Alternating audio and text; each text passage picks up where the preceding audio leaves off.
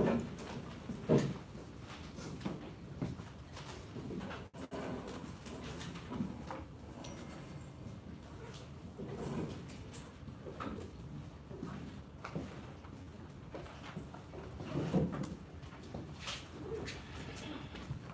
right.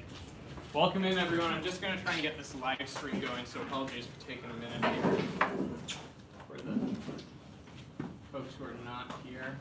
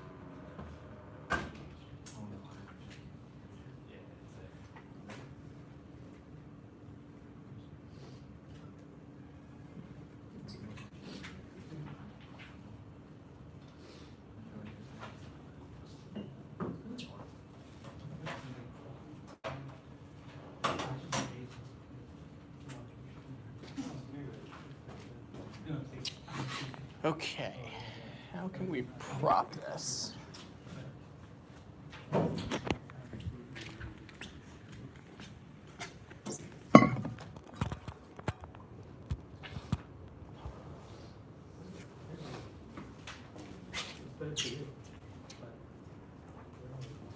think that will stay as long as I stay over here. What a day. What a day.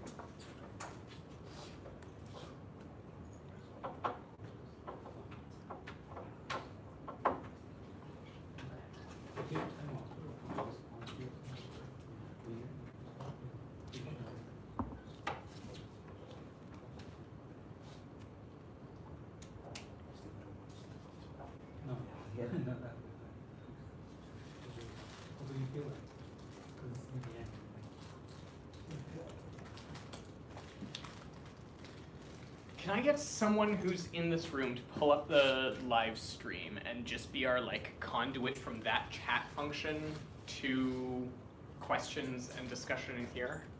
Someone who has a laptop? Mm-hmm. Ben, you're awesome. There's an updated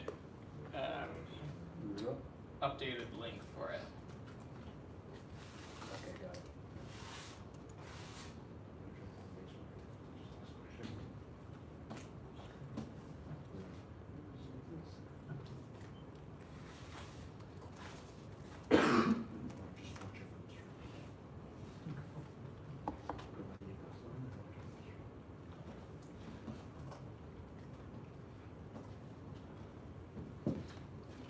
We were close. I'm going to give people a couple more minutes to get logged into the live stream just because we had to update it. So we'll start in another couple of minutes here.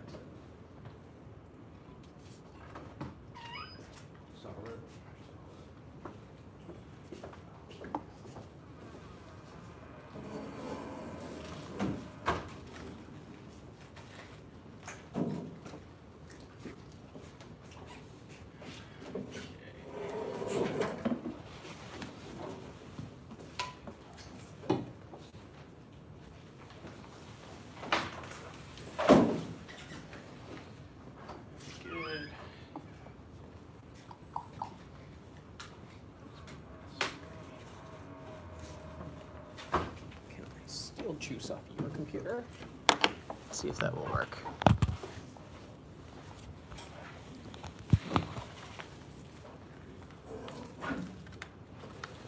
Is that going to charge it?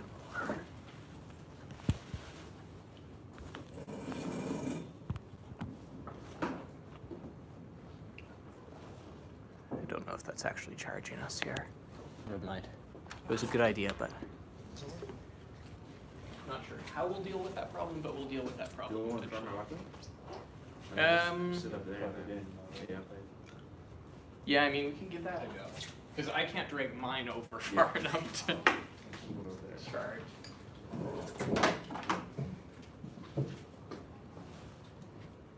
See if it works.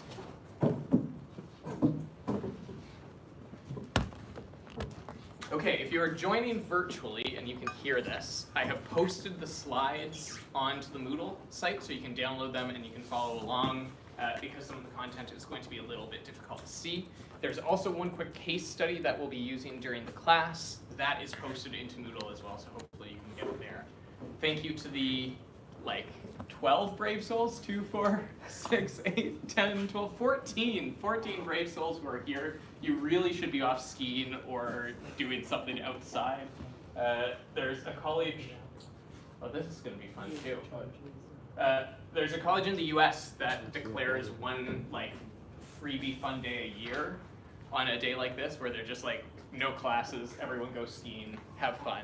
And I really think York should do that as well.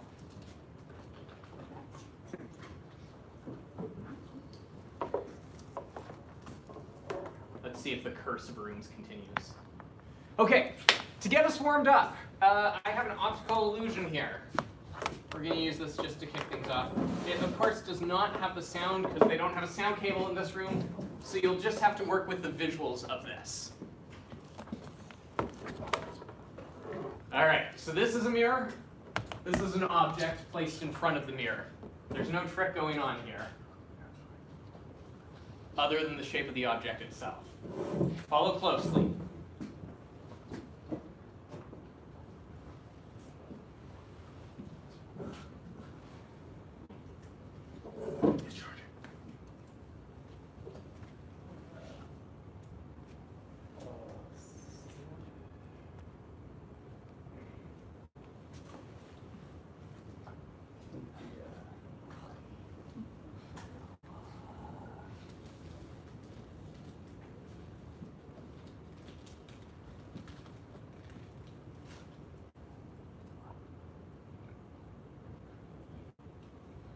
I think I watched this 10 times last night trying to figure it out. Those are all 3D printed shapes that are there. I'll put it back to that last scene just for a second. All 3D printed objects that, when you look at them this way, are entirely different than if you look at them the other way. This one is the one that really screws with my mind. I can't figure out how it's 2 separate items in the mirror and one object in front of you. Now, what's going on here, of course, is that there are weird angles on the top of these things, and so the angles are playing havoc with how it's reflected in the mirror. But even as you watch it being transitioned here right off the bat, right, you can see it rotating, you can see the object shifting around, and yet our brains just can't compute what's going on.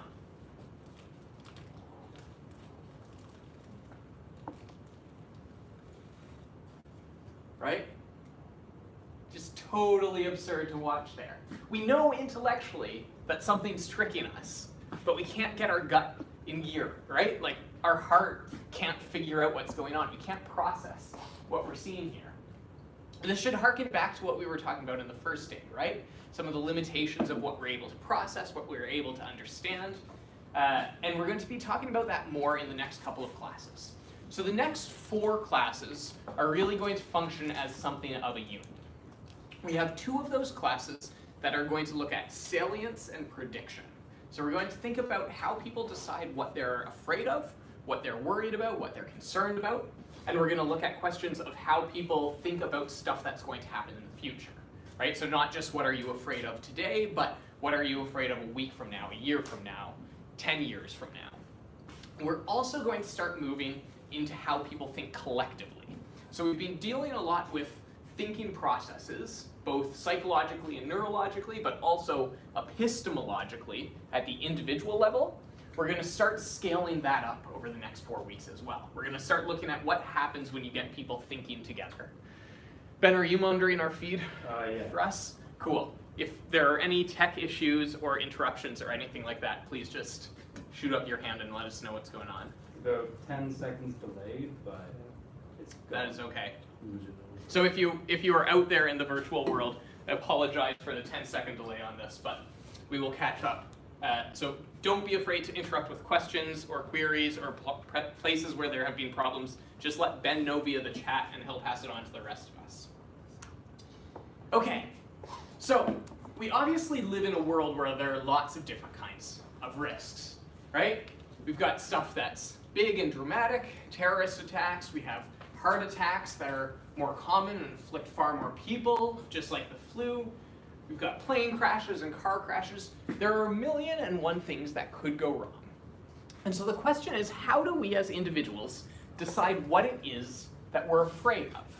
And I mean this in 2 different ways. So one way is conscious, right? We make choices about what we're going to do. When you get in the car, are you going to put on a seatbelt, for instance? Or is it going to be that you think that that is more work than it's worth, and you're going to go without the seatbelt for today? But it also happens subconsciously too, right? You get visceral feelings of fear, of anxiety about particular events, and you don't about others, right? I'm not particularly concerned of dying from the flu. I certainly don't want to get the flu. I don't think it would be a pleasant experience, but I'm not scared of it. For 20 years of my life, I was terrified of airplanes though, right? I was absolutely frightened of the notion of getting on one. I had to do it regularly, but it scared the Jesus out of me. And so, I had something that was probably a lot more risky to me, something that was a lot more dangerous, a lot more likely to cause me actual harm that I wasn't terribly afraid of, and something that seemed really scary even though it likely wasn't going to cause me any harm, right? I was much more at risk on the drive to the airport than I was on the flight itself. So one way of talking about this is through the notion of salience, right? What risks are salient to us? Salience is an attribute basically where stuff stands out, right? Something is salient if it's pronounced, if it's obvious, if it's conspicuous relative to other stimuli. And this is going to sound familiar, right? If you think back to the last couple of weeks, think about all of the information that we've talked about processing, right? Last week we were talking a little bit about type 1 and type 2 judgments, and we were talking about how difficult it is sometimes to use type 2 judgments effectively, right? To get into that mode where you're thinking critically about things. And we talked about how one of the things that makes that difficult is being tired, being overwhelmed with the number of things that you're doing, right? These capacity loading effects cause trouble when you're trying to behave in a more rational kind of way. But this happens with the stuff that we're exposed to all the time, right? There are hundreds of things that I could be looking at in this classroom right now, and I just cannot process that many things at a time, right? I can't deal with them all individually, so I have to figure out what's salient and what's not. What am I going to choose to focus on, and what am I going to choose to pass on? So, there's a classic demonstration of this kind of effect, and you may have seen it before. So if you've seen this before, please don't ruin it for everyone else. Just be quiet and enjoy it. If you have not seen it before, also enjoy it quietly. Okay, I'm going to play it here. Ooh. This is standby. Here we go. So, your job is to count how many times the players wearing white pass the ball. I want an exact number at the end. Players in white only.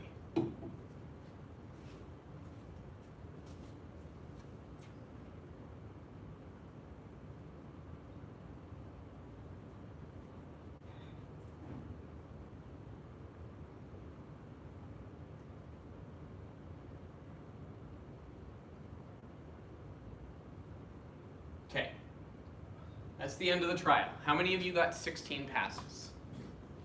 This is pretty good. Among those who have not seen this before, who noticed something interesting happening during the video? So who has not seen one of these examples before? Cool. How many of you noticed something weird happen in the video? So a subset of you. Okay, what happened to him? There was the guy in the gorilla suit. Yeah, there was a guy in the gorilla suit who walked through the middle of the scene and thumped his chest a little and walked out of the scene, right? So according to these researchers, and this is like a fairly well-researched phenomenon, about 50% of people who have not seen this before will miss the gorilla on the first pass. Now, many of us have seen this illusion, right? You've seen an example of it.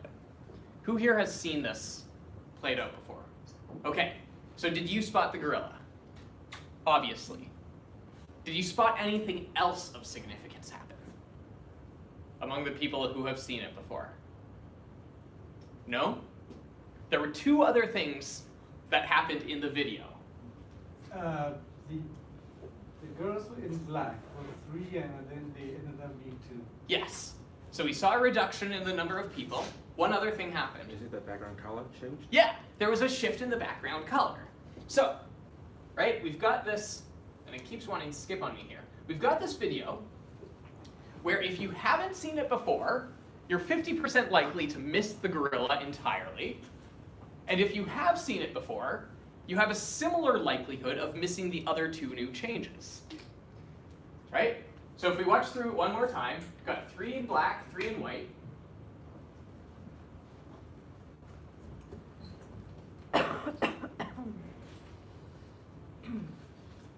Enter gorilla. On the black one. One of the black, wherein players is gone, and we're to a gold background.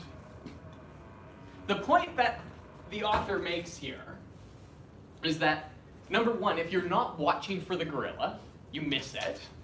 And number 2, if you're fixated on watching for the gorilla because you've seen it before, you miss the other shit that's going on. Right? You think, oh, I'm so smart. I see the gorilla. Look at me watching the gorilla. And you miss other stuff that happens in the video. Now, clearly a simplified example, right? This is a really simplistic illustration of the phenomenon at play, but this kind of thing manifests all the time. Let me give you a more relevant example for the DEMS community. So, there was a study that looked at police officers in one US jurisdiction, and they set up an example of a roadside stop, where there was a car in front that was being driven by a suspect, and there was a police car behind. And the police officers were told to get out of their car and do a routine stop as though this person had been speeding. The officers would get out, they would do this stop, they would gather the license and registration, and when they finished the stop, they would get interviewed by the researcher about what was going on. The interesting thing was that on the dashboard of the car was a gun, right? Sitting out on the dash. 33% of experienced officers, that was, I believe, folks with 10 years on the job or more, did not report seeing the gun. Number 1, they did nothing about it during the stop. Like, they didn't say, yo, why do you have a gun on your dashboard, or draw their weapon, or anything. But, like, also when they were being interviewed about what happened afterwards, and they were asked if they saw a weapon, if they saw anything out of the normal, 33% of them missed the gun sitting on the dash. Among inexperienced officers, this is trainees who were within their first year on the job, 58% of them missed the gun. Right? Doing a traffic stop where a gun is literally sitting in front of you, and then you get asked afterwards, were there any weapons? And you say no. Right? So the gorilla example is goofy, but this kind of unintentional blindness happens all of the time. Yes? So is that true that our minds only process the amount of information or the kind of information which is dictated to them? Explain what you mean by that. Like, you told us to look to count the number of balls that the girls in white shirts were, with t-shirts were passing. So even when you started looking at that, you dictated this information into the minds of everybody sitting here. Yes. So that's, or for the police officers, they were told to look at the The speeding. Speeding. Yeah. You were not told that you also look for other stuff inside the car. So that's how their minds started to function. Yes, so that is a really great point. The point that's being made here is that there was some other influence in play, right? I didn't just play the video of the gorilla and leave you watching it and say like, hey, do you notice anything about this video? Because you'd be more likely to notice it. I had to give some sort of a distracting task, right? Say, watch this video and count the number of passes by the white team. And so by giving you that distracting task, I tied up some of your cognitive capacity, right? You had to do something else. And so this, exactly what you're saying, are these three interrelated effects. Three different things that are going on simultaneously in our brains. So one is about salience, right? How pronounced is the thing? So the monkey, or the gorilla that walked through was not wearing Christmas lights, for instance, right? He wasn't waving a sign saying, I am a gorilla, and walking across the stage. He wasn't salient in these sort of visual clue kinds of ways. He blended in. He looked like the folks who were wearing the black t-shirts. And so there was a diminished salience in terms of how pronounced the gorilla was. I shouldn't assume that it was a male gorilla. It might have been a female gorilla. Who knows from the story? The second thing is inattention blindness. Inattention blindness is defined as the propensity of missing something significant even when it's obvious. So something like the gorilla walking across or the gun sitting on the dash, right? This is something that is literally right in front of you and you're not catching. So is this similar to the phrase hiding in plain sight then? Yeah, very well related to the phrase hiding in plain sight, and we'll talk about it a little bit later. It's also known as the look but fail to see effect. So this is something that they talk about a lot with traffic accidents. There are lots of automotive collisions where you have good reason to believe that the driver of the car who eventually collided with something literally looked at that something before, right? They looked at the motorcyclist, they looked at the pole, they looked at the post, they looked at the car they were about to T-bone. They physically saw it, but they didn't do anything with that information. They didn't make a change. And we'll talk in a little bit about why that happens. Isn't it due to how if you're looking at something when driving, you kind of automatically drive towards it? Interesting but different effect, right? So there's this good piece of coaching in driver's ed, right? If you were out there driving in the slop right now, that you want to look where you want to go, right? That it's a way of getting your mind and your body working together. It's a different effect than failing to see. We'll unpack the failing to see effect in a little bit, but really good point. Okay, great example. Okay, so salience is it pronounced, right? Is it flashy, is it obvious? Inattention blindness is something obvious that you miss despite how visible and centered it is. And then priming relates back to what you brought up there, right? I primed you to look for the players in white, not the players in black. If I had said, count how many gorillas appear in this video, it would be a much less interesting experiment. There's one other video that I'd like to show, and we'll see whether we're able to get a cable to hook up the audio later on. But it is another one of these where priming is really important. What are you looking for? What are you listening to in the video? And so these three cognitive effects are happening simultaneously. And they're happening in a way that compounds on each other. It builds on each other, right? Any one of these on their own is not that significant. It's the coupling of the three together that make these powerful effects. Let me give you an example of that inattentional blindness in the real world. So there are tons of studies of this happening in both aviation and healthcare. Here's an example of a real scenario from the healthcare world in the US. You have a nurse that reaches into the refrigerator for an antibiotic for their patient, right? It's one of these that comes in a bag that you would administer via a tube, like an IV. She grabs the bag out, she reads the label, spikes it with the IV tubing, and administers the medicine to the patient. The patient, instead of receiving an antibiotic, receives a neuromuscular blocking agent and dies. Right? Literally just gave them the bag of medicine that was wrong for them, instead of giving them what they were supposed to get, got something else, and ended up killing the patient as a result.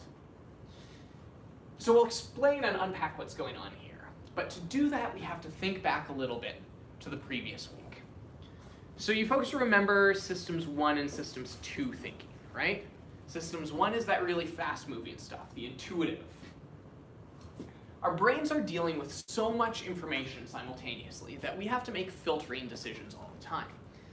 And because of how the sheer volume of how much information there is, those filtering decisions can't be conscious, right? We can't look and say, okay, I am not going to pay attention to that piece of paper. I'm not going to pay attention to that piece of paper. I'm not going to pay attention, right? There's no way that I can consciously go through that routine.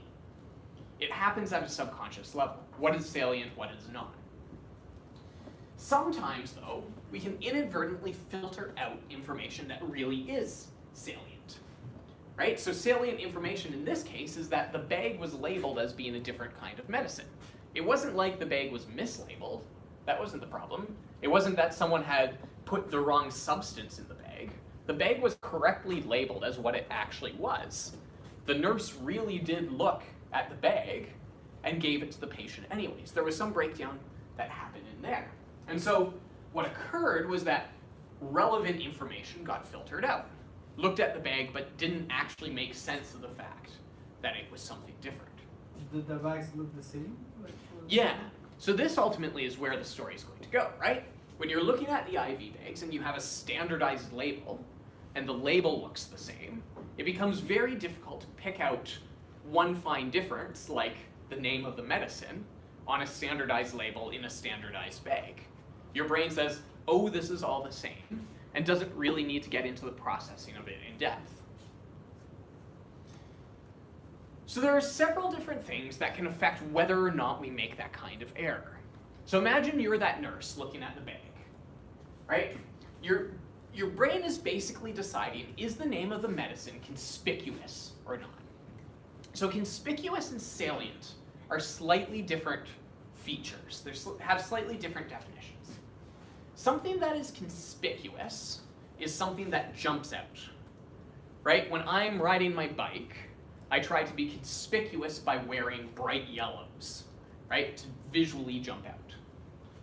Something that's salient includes a determination about relevance. So salience is conspicuous plus relevant to the task at hand. So it's not just did I notice it, but did I make some connection as to whether it's important right now, whether it's useful right now. And so there are a number of things that can lead to something being conspicuous or not. Sometimes things are conspicuous just because of our sensory inputs. So if it has a really bright character to it, right? If it's illuminated, that makes things conspicuous for us. It's really hard as I'm standing up here and I'm seeing my cell phone screen lit up, right? That is very conspicuous to me visually. It's not that you're boring, it's just that there's something that my brain is drawn to on a primal evolutionary kind of level, right? I see bright screen, my eyes want to go there. So that's sensory conspicuousness, right? Is it something that our senses tell us is really important? There's also something called cognitive conspicuousness. So this is often discussed with something called the cocktail party effect.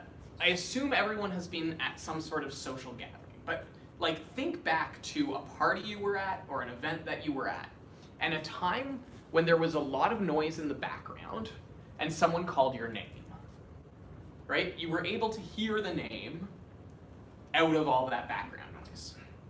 Or think about a time that you've been at a loud restaurant, right? You're sitting in a booth, there's a ton of music playing, there's a ton of chatter happening around you. But you can still hear the person that you're talking with, despite the fact that they're not using a megaphone or anything. These are examples of something being conspicuous cognitively. Our brain has said, okay, that is a salient thing that's going on, it's conspicuous, I'm going to focus in on that. I'm going to try to hone in on that particular sound. Yes? Sarah D is asking, how much does recognition versus recalling play into this? For example, what if she read the label and said, yes, this is the name of the medicine I'm looking for, versus if at first she recalled what she was supposed to be looking for and then read the label. It seems that there's less chance for an error in the second case. I think hers might be a bit more delayed. Yeah, so no, that's a really good point. Thanks for bringing it up, Ben. We'll get to this in a little bit when we talk about ways that you can beat some of these effects. So one way that you can beat inattentional blindness is by slowing the process down. So if you're able to come up with mechanisms that say, I'm not going to rush through this decision, but I'm going to take my time, that tends to help. Another thing that tends to help is if you put checks in place, right? So you physically, as Sarah suggests, you read the name that's on the bag out loud, or you read it to someone who's standing there and they confirm it too, right? By doing that, we're able to slow down the process, we're able to shift from system 1, system 2 thinking, and we're less likely to make those kinds of errors. And conversely, what we see is that in systems that depend on that kind of check and that kind of balance, right? In aviation, for instance, where there are long checklists of things that they're supposed to inspect and call out, when pilots fail to do that stuff, you see things go wrong. So there was a cargo flight, UPS 1354. It crashed into the ground a few years back because of a bunch of these kinds of inattentional blindness. Basically, the pilot and the co-pilot had lost track of how fast they were descending, and they hit the terrain. And there were a number of spaces along here where what the NTSB found was that there were these moments where the first officer was supposed to check in with the pilot and make sure that he knew what was going on. And the pilot was supposed to check in with the first officer and make sure that she knew what was going on. And they skipped over those. And what resulted was that they each started building up different mental models in their mind of what was going on and making assumptions about what was happening. And so Sarah's suggestion is a good one. One way to slow this down is to put in those checks, right? I'm going to consciously inspect for stuff. Now, what's the problem with the gorilla example and trying to put in those kinds of checks? Right? If you're a nurse in the case we just talked about, it makes a lot of sense to say, okay, I'm going to read the medicine out loud. But would that help us with the gorilla problem that we watched the video of? Why not? I think that with the gorilla thing, that's the one-time incident that you go through it, and you're not prepared to think about making a checklist or the mechanism of how to deal with it. While with a nurse, like the nurse can think, make a decision, has got enough time that, okay, this is my routine, and I'm going to make a mechanism how to look at them in every step before I do something. Yeah, interesting. Let me put down that word routine here, because that will come up as both a strategy to avoid and a cause of this kind of stuff. Andy. Because for the nurse, you can read it out and then in a way you're hearing yourself, so it's kind of a double checking, but for the gorilla video, like you're not really saying anything unless you just keep telling yourself, oh, there's no gorilla. Exactly. Yeah. So Andy's point is right on the money here, right? If you've watched this video before, for the people who have seen it, right, as soon as I say count basketball passes, what do you think? You think gorilla. And you're on the lookout for a gorilla. Like, maybe he's going to be in a different gorilla suit than I've seen before, but I'm focused in, right? I know what's coming and I know what to develop this sort of checklist for. But for people who haven't seen the video before, you don't know that a gorilla is about to appear. You don't know what the thing is that you're looking for. And so some of these adverse events, we can say, okay, we know where the error is, and we'll put into place some steps to slow us down cognitively to make sure that we're doing the right thing. But if you don't know where the potential failure points are, you can't come up with a checklist along the way. And so that makes some of these settings more challenging. If you're dealing with a black swan event, it's very different than coming up with a checklist for dealing with a routine kind of inattention blindness. Osrin. Question about conspicuity. Can something be conspicuous to one person but not to another? Like, Yes. for example, like we talked about last week or a couple weeks ago about the firefighter when he was on the roof. He felt that the roof was like soft under his feet. Yeah. So to him, that was, would that count as conspicuous? Yeah. So that's really good.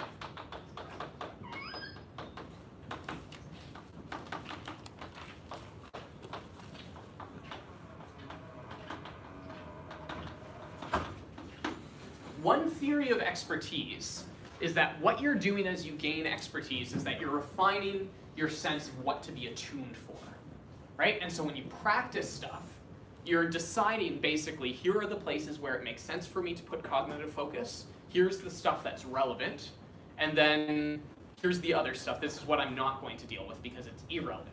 And so as you build up that experience, that expertise doing something, what you're doing is you're coming up with both conscious and subconscious rules about what to look for. Right? As the pilot, you're getting used to here are the things that I ought to be aware of, here are the things that I ought not to. Now, and I'll come to you in a second there, Eric. The problem is that this can get us into the dangerous kind of routine. Right? So if you get that expertise, you build up that experience, you're doing it over and over and over again, suddenly you might be less attuned to the gorilla type events, right? Something that comes totally out of left field that you're not aware of. Or it might be very easy for other kinds of reasons to miss something because you're getting caught in that routine. But you're totally right, Foster. There's a strong link between what we were talking about with expertise and what we're talking about now with conspicuity. Yeah, Eric. That's where I was going. Oh, sorry. I preempted your point there. Yes, you were right, Eric. Well, that sounds a whole lot weirder when I say it, but you, Eric, not me, Eric. Okay, so we've got a couple of forms of conspicuousness, right? So stuff can be conspicuous to our senses. It jumps out visually. It jumps out audibly. Stuff can be conspicuous to our cognition. We're looking for it. We're dialed in, and that's why we hear the conversation happening. Or stuff can be conspicuous because we're paying attention to it.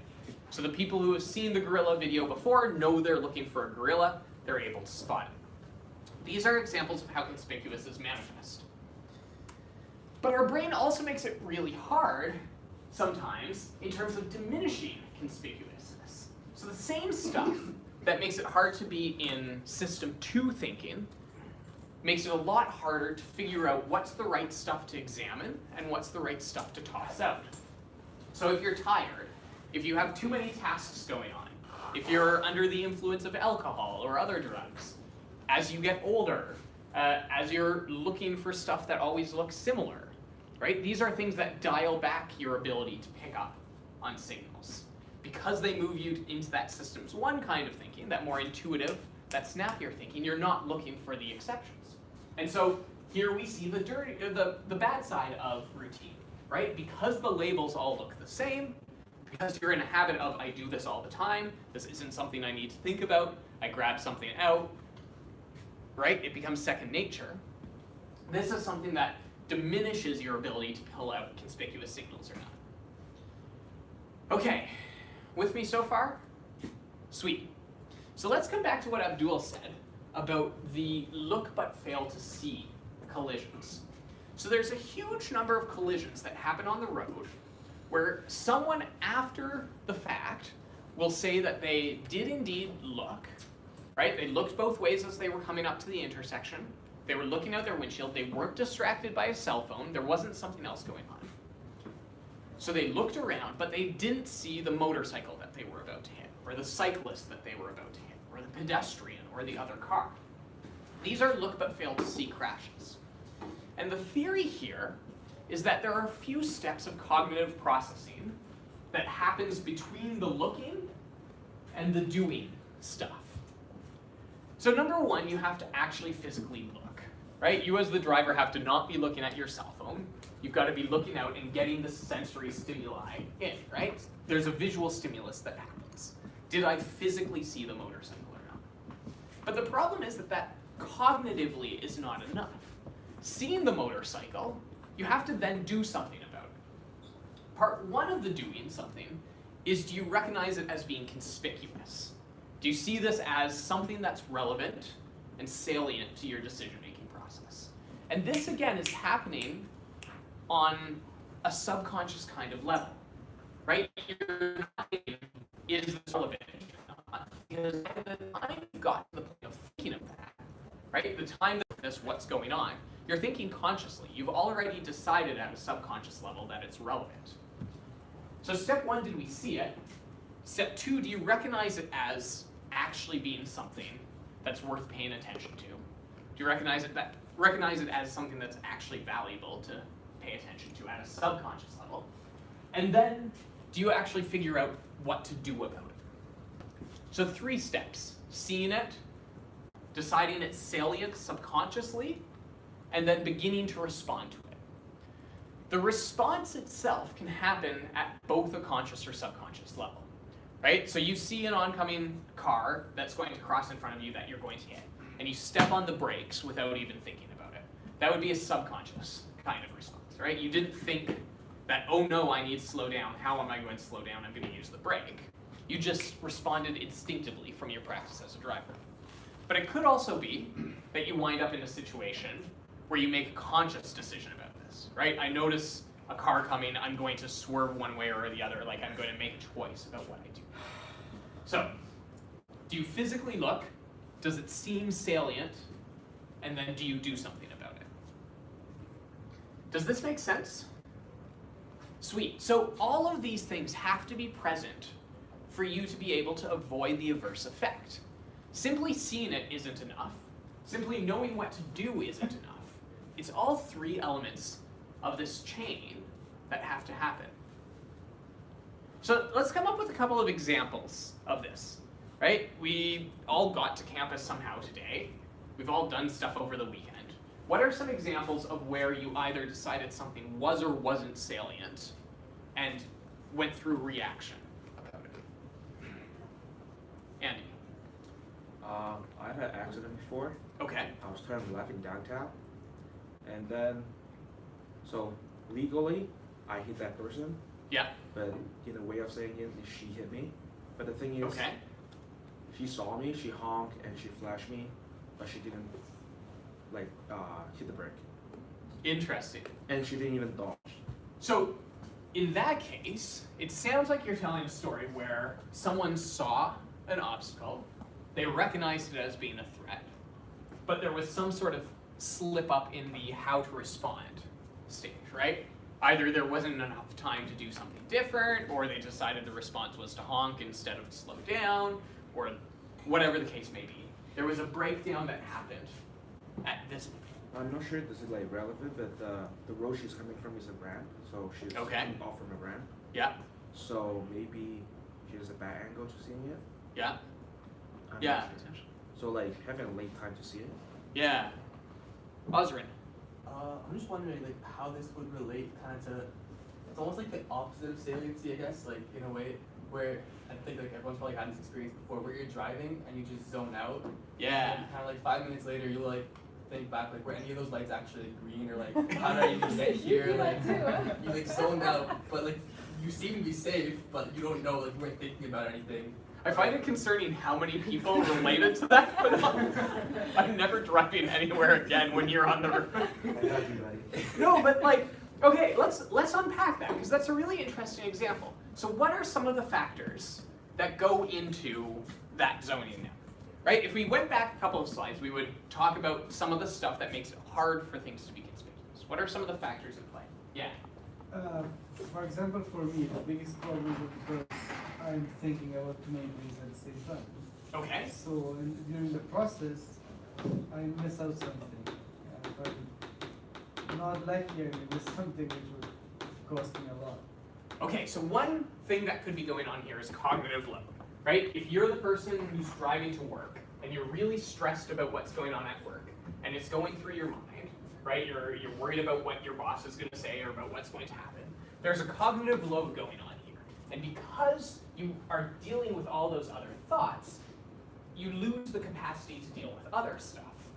That's, yeah, to focus on what it is that you're doing. Abdullah. Another thing is like I believe like the constant repetition of things. So like if you're driving for a long time, you kind of see like the same color cars going by and like nothing's really happening. That kind of catches your attention that much. Yeah, great example. So the first like 20 times that I biked from downtown to York, I was paying a ton of attention, right? This was an all new route. I didn't know the intersections. I wasn't sure what was going on. I was being super careful to look both ways and check things out. Now that I've been doing it for 5 months, it's a whole lot easier for me to zone out even when I'm on the bike, right? I'm thinking about like, oh, how much further do I have to go? Or what's for dinner? Or how am I gonna prep class the next day, right? My mind is going elsewhere because things have become very routine. I'm caught up in the rhythm, things are happening as expected, and it wouldn't be until too late that I snap out of that.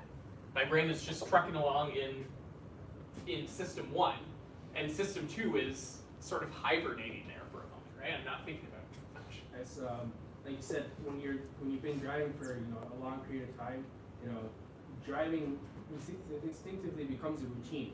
Yeah. So when you're driving from point A to point B, a destination that you've been driving to for the past 15 years, you kind of subconsciously, it's no more system 2, it's more of system 1.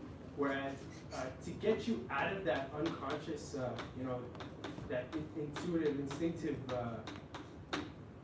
kind of cognition that you're using to drive, something would have to catch your attention. So something like, I don't know, like a car cutting you off, to just, bring system 2 back in and like, whoa.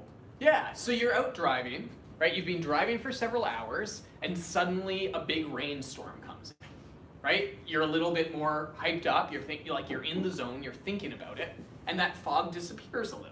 There's some sort of stimulus that is keeping you more grounded in the situation. Abdul. There's also the kind of like subconsciously you get confident in what you're doing because like there's anything that actually went wrong in the entire time you've been doing it. So it's like in that subconscious level you're like already confident that you can do it without actually trying that hard now. Yeah, I'm gonna put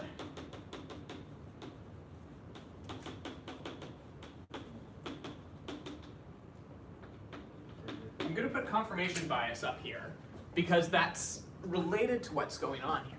So the more that you do it, the more that you see the stimuli that you're doing well, that there's not a whole lot to be worried about, that things are going according to plan, right? And that desensitizes you out of the system 2 kind of mode into a system 1 kind of mode. One more example. I think jumping more into system 1 rather than doing system 2 it also depends on the energy you have in your brain, because it's like thinking in system 2 needs more energy, it needs more patience. And if you're driving for hours and hours and you're tired, so you just lose that patience to go deeper and think about in system 2 about what you're doing. So you just make a quick decision. Yeah, for sure. Fatigue, right? Whether that's fatigue as in I've been driving for a full day and I'm really tired, or whether that's just cognitive fatigue, right? I'm kind of worn out of doing this even if I physically have some energy left. That fatigue makes it less likely. And so all the same stuff that makes it more likely that you're going to fall victim to problems of system 1 thinking is the same kind of stuff that means you're going to run into trouble in these situations as well. And so if we want to fight them off, right, that's where we start tackling them. These kinds of problems is where we start to say, okay, how can we reduce cognitive load and make sure that people are doing only the tasks that they're tasked with? So one of the recommendations that came out of that UPS flight crash, for instance, was that there were a bunch of tasks that the pilots were doing as they were descending, right? So they were setting up for a different runway than they expected. They had been told they were going to use one runway, ended up using a different runway, and so they were changing over all of their checklists and their procedures for that new runway.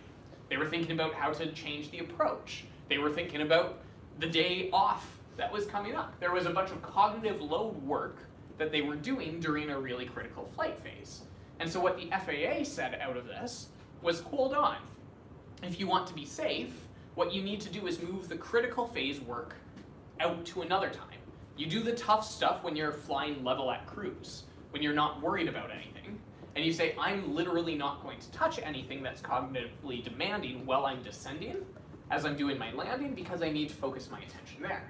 So an example of how you would use these elements as your intervention points for how you're going to reduce the likelihood of these kinds of accidents. Ben, how's our stream doing? Good. Adam actually mentioned right before you said that, ultimately it's kind of a prime example of the airplane incident he gave us on day 1. They were so busy looking at the obvious, they completely missed the obvious. Yeah. Yeah, what was the... this is embarrassing that I'm blanking on the crash name, but the crash that was because they were so fixated on... No, they were fixated on a landing gear. When they were, the landing, they just hadn't raised the landing gear. I don't think it was a Actually, crash. It wasn't a crash. It This was a near miss. They forgot our landing gear, but they were looking more at Yeah. the jet. Yeah, so we talked about that one in class. I brought in the handout that was an example of that one. There was another one though, which was key in the formation of the NTSB, which was a case where a commercial airline. The one where like pull up, like it's been up all the time, right? That one. Yeah, there was one light that they started to troubleshoot, and the entire flight crew missed the fact that they were running out of fuel. And the plane crashed because they ran out of fuel. They were so fixated on how are we going to solve this one light that they entirely forgot about our airplane needs fuel to keep going, starved it of fuel, and ended up crashing as a result. I'm sorry I can't remember the exact crash name and flight number on that, but I can look it up and come back to you with that later on. Okay, with me so far, right? Your brain's got to decide what to look at, what's important, what's salient. You can't do that processing cognitively or consciously, you have to do it subconsciously. And so when you miss stuff, you can have adverse events like hitting a motorcycle or giving a patient the wrong medicine. Okay, one ridiculous situation of this happening. I have to tell you the story of an arrest that happened in 1995 in Boston. So, the story starts out with 4 suspects. The 4 suspects were in a vehicle fleeing the scene of a police shooting. They had shot an officer and they were getting away. Now it's salient to the story that they were African American, right? The 4 folks in the car fleeing African American. They eventually were chased down by the cops. The cops had brought 20 odd cop cars along, ended up cornering them in a cul-de-sac. Once they got into the cul-de-sac, the cops hopped out, and so did the suspects, and the suspects went running. Now these 4 suspects were running away when one of the officers got out of their car. That officer was named Michael Cox. Michael Cox was also an African American officer. He was undercover, was not wearing a uniform at the time. Okay, so cul-de-sac, car, the 4 suspects get out, they run away, this undercover cop gets out and starts to chase them down. You can imagine the next step that happens, which is terribly awful, which is that a bunch of white cops then think this black guy in not cop uniform is one of the suspects.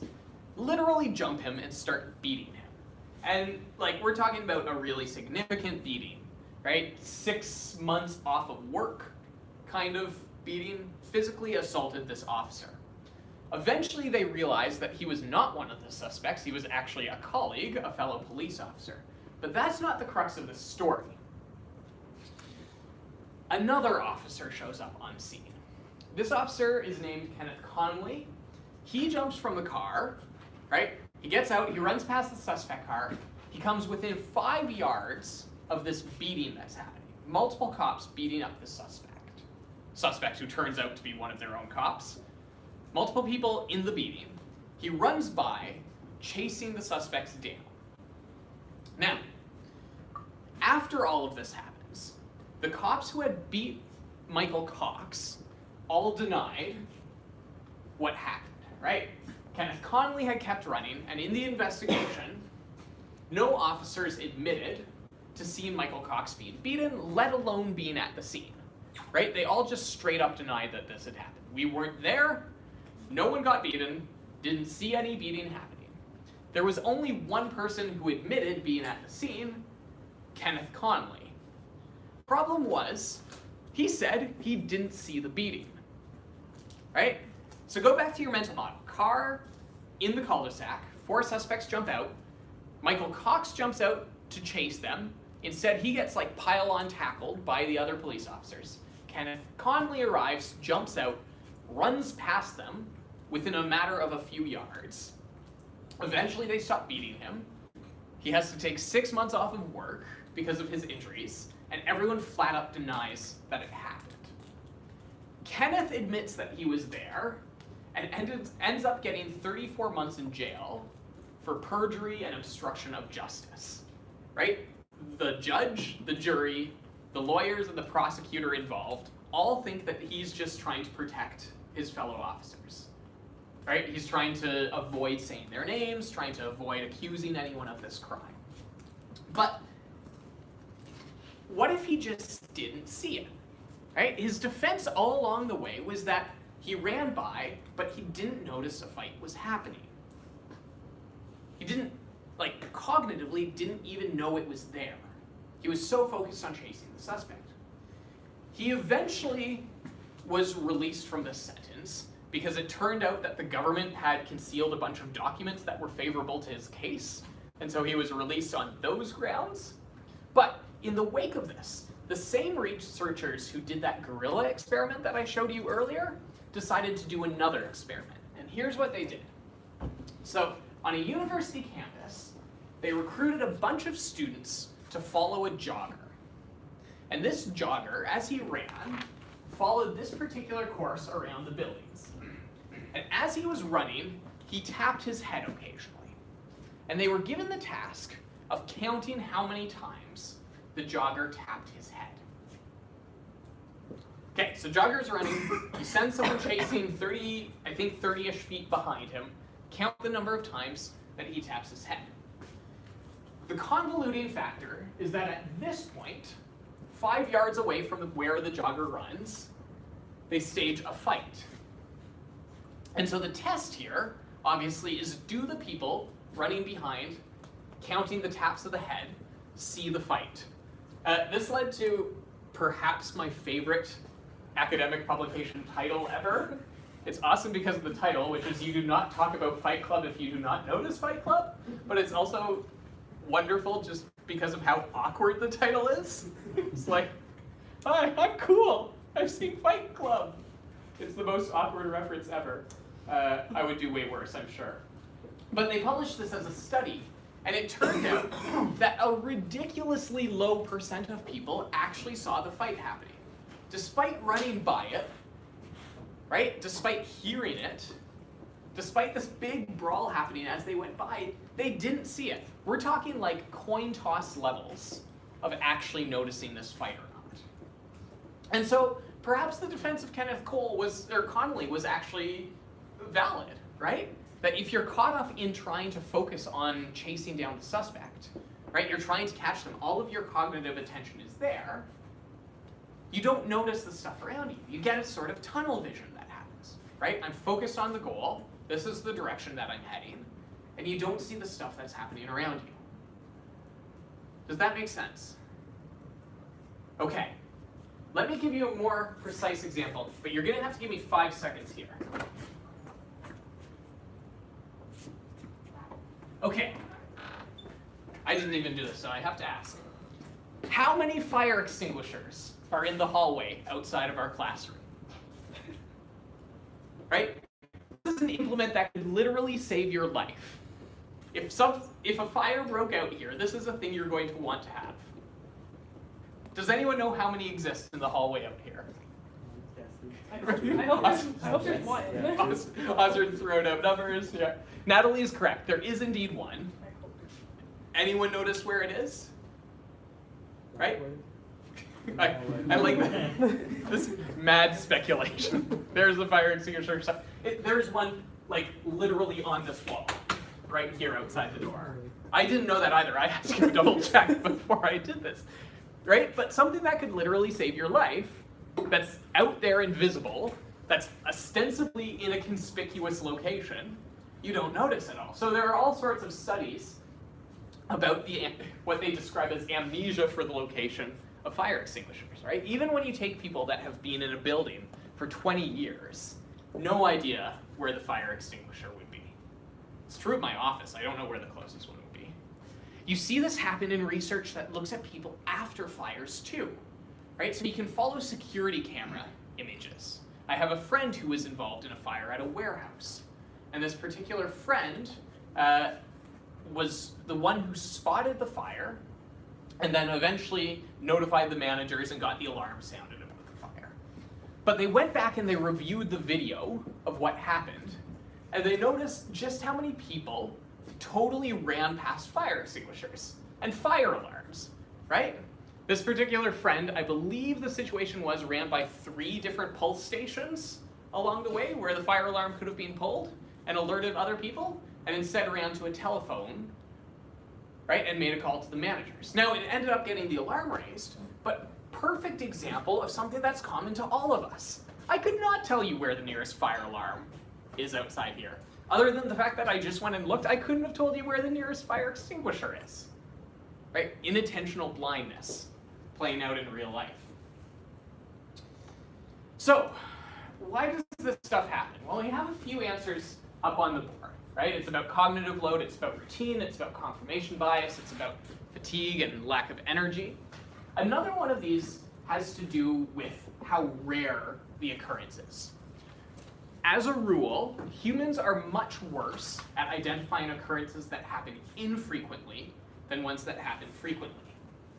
So the frequency matters a ton. Less common it is, the less likely you are to notice what's going on. To assess this, experimenters will use images like these. Right? So this one has a drill involved, and they'll do something like ask people to respond back with whether or not the image has a drill in it. And they'll show you a number of different pictures. And it turns out that there's a very strong correlation between the percent that have drills and the likelihood of you getting it right. So if it's a 50-50 split, half of them have drills, half of them don't, you'll do a pretty good job of identifying the drills when they occur. If it's a 1% split, 99 of them don't have drills, 1 of them does, you're going to muck that up. You adjust the ratio of how frequently it happens, and you make yourself less likely to notice what's going on. That, of course, is bad news for those of us who want to work in emergency response, right? Because these events don't happen very often, and so it means that there's potential for a lot of inattention blindness during these situations, part of why training is so important. It can also happen with speed. So we mentioned earlier on the importance of slowing things down, right? Taking your time as you're going through the decisions. And then you can have what they call results priming and habituated response. So this is where people get used to affirming stuff. So, right, you get used to pulling out the bag of fluids and it being okay. This is a documented effect with airport security baggage screeners as well. If you put them through tests and they have positives, right, they might notice that there's a weapon in the suitcase, but hit the wrong button by accident as they're testing it. And so if you get habituated to pressing one button, you press it even when you don't mean to. And so you can have a large number of different effects that all come together and play out here. Yes? So I think when it comes to disaster management, Yeah. there are a lot of things that you have to make decisions quickly. You cannot slow down. Yeah. So I think the best way would be to keep training your brain with some of the unexpected that you may face, like think of fire. Like what are the kinds of unexpected stuff that may occur, and then keep training your brain to expect them. Yeah. Otherwise, you cannot slow down during a fire to think what to do next. Yeah. Yeah, for sure. The importance of training is definitely quite strong. Okay, I've been talking at you for a minute. So what I would like to do now is take a quick break. I need to reset here and see if we can get some audio hooked up for an example. And then when we come back, we're going to do a couple of things. Number one, I'm going to spend some time talking about component number 1 that you handed in. All of them are graded. They are supposed to be returned to you by now, but Moodle is the most awful learning management system ever, and it's refusing to let you see them. So I'm hoping they'll be back, but I'll give you some general feedback on those. And then I'll give you an example when we come back in this of this happening in real life, right? A case of missing this kind of thing, even during a training situation. So it is currently 5 after 5. Can we reconvene? Are you okay if we do 2 shorter breaks today? Is that all right? Okay. Let's reconvene at 5:15, and we'll resume then, and then we'll try and take another short break later on. If you're joining us by video, stay here. Come back in 10 minutes. Cool? All right. See you shortly. Yeah, this is funny. Animals told to stop communicating. I don't know what that.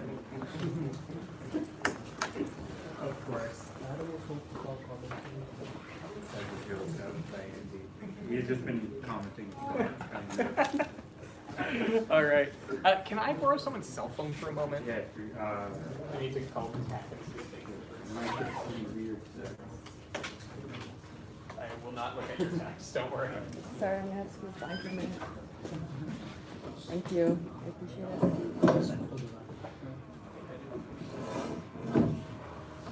Thanks for letting up.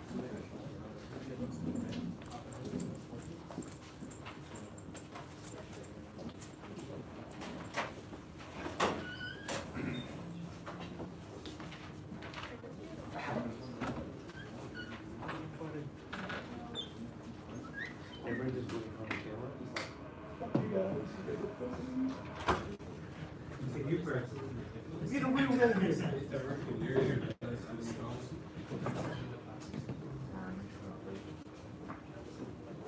How about you just put your name thing in front of that for a while? Just like, like just the blink. Just like cover the camera, let it grip. If it's email, then yeah, York is on. They canceled 7 o'clock classes. Yeah. Yeah. Effective. Double space. Effective 5:30, the university is adopting. Oh. Well, so I guess technically we can all go home. I kind of, I brought it up, I mentioned it. But Wait, the university? It's too late. Yeah. Are we just gonna roll on? I have nowhere else to go and it's rush hour, so. Yeah, are you okay if we I'd just rather not take finish the bus this out? right now. Yeah. Okay, Yeah. I totally understand if you want to head out with them Yeah. as close after. I don't know, I'm only hearing this secondhand. Yeah. Well, I mean, like, when they say, like, Alright, time to. I don't know. I don't know if you have, like, an official responsibility to officially stop, but my understanding is that, like, classes God bless are you. supposed to There's a start. 7 o'clock class after We're already here.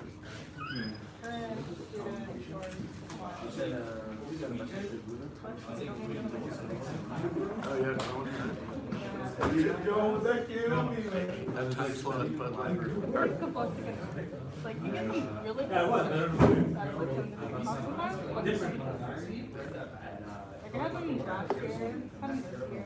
yeah, well, a lot of the down classes, like, across the work during the day are some of the time. I'm not crazy about it. Yeah, they do for my department. Yeah. Especially for like post-secondary, post-students. The work.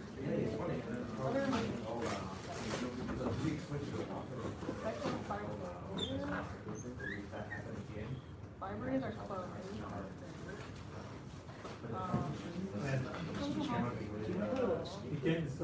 Oh, I don't, just hold the top corner over, that will work.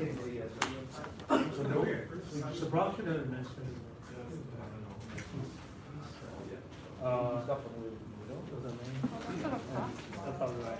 Oh, that's pretty sure you can. Yeah, I doubt class, I know this will be close. It's just snow, sorry, it's a nice storm. Streets will be flooded. I'm going to Reddit.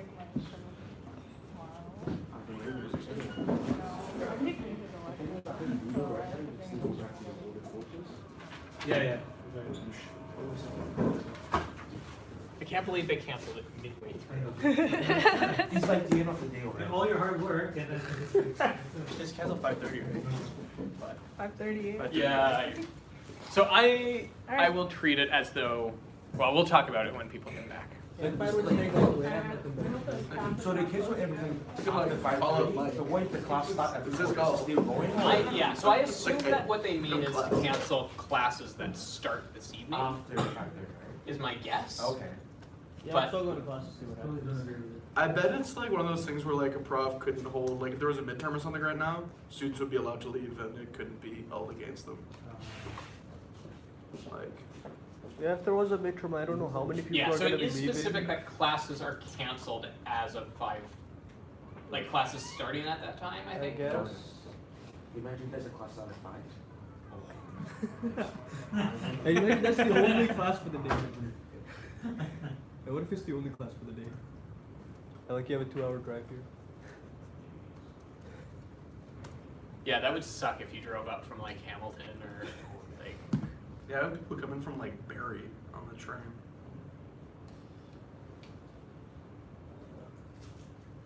Looks like TTC is still operating except for line 3. Okay, so. Nobody uses that line anyway. Who the hell rides line 3? Line 1 all the way. I still don't know where line 3 is. Scarpa. Is that the one that starts at Kennedy and goes out? Yeah, the blue one, the light Okay, rail. blue one. Yeah. Okay, I understand. It does Kennedy. Sorry? Is that the one that starts? Yeah, it is. I think so. Yeah. I was getting confused between the two because the other end of line 2 is it Kipling? Yeah. They both start with K, and I always get confused about which is which.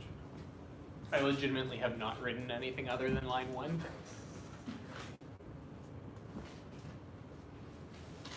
Ay. I just hope they do a full cancel for tomorrow too. Oh, I did it. Yeah, I my know. prof's already canceled tomorrow, so I'm happy. Yeah. In my experience, like the only time the schools ever got like closed for a full day has been when there are ice storms. Yeah. It's either power or roads. But I assume like- When I was a kid, like I remember elementary schools being closed a lot in southwestern Ontario, but it just does not happen anymore. My friends on the East Coast, like she'll get like a week off of school and they get like 20 feet of snow or whatever. Like, I mean, that's it. yeah. Do you bike in winter too? I do, though not this week. I looked at the weather forecast and I was like, I would die today. So I would bike in this if I had a fat bike and if I was not biking on roads, but I do not trust drivers enough Yeah. to drive straight today. If it was like a trail, that would be convenient, but last week there was a rough day where you remember the day that was like 7 with rain? Wednesday. Yeah. Bike to work and drivers were just like. Yeah, that was a mess. And then the day after there was a ton of like hard packed snow with slush on top of it. That was garbage to bike on. But there are 21 people watching us right now. It's reasonable attendance.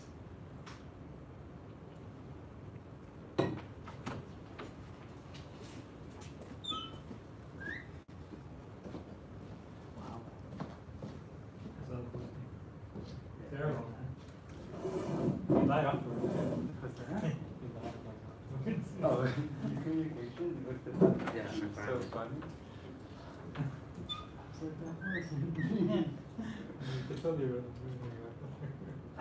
You just I didn't read it from the forum. It was, I got an email from Ludo. Yeah, saying that like, oh, there's a guy posting a comment on the discussion forum. I was like, okay. That the email they also include the message as well. So like, I'm just reading. It's quite interesting. He's still teaching. Yeah, it's more than 10 seconds for sure. It's way.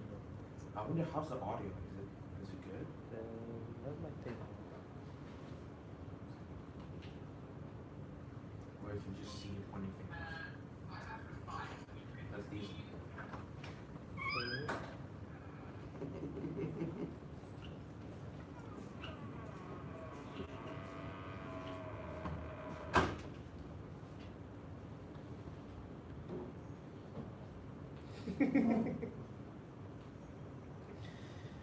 You see that Adam's comment about the symbol?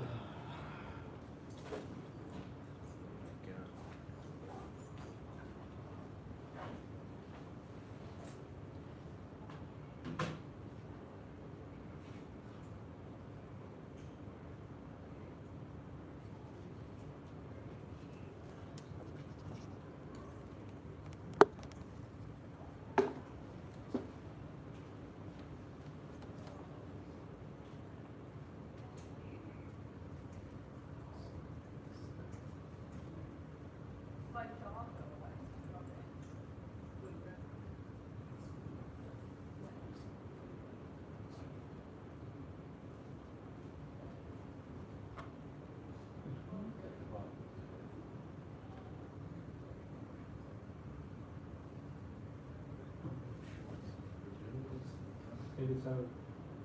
Contact. The second. The one.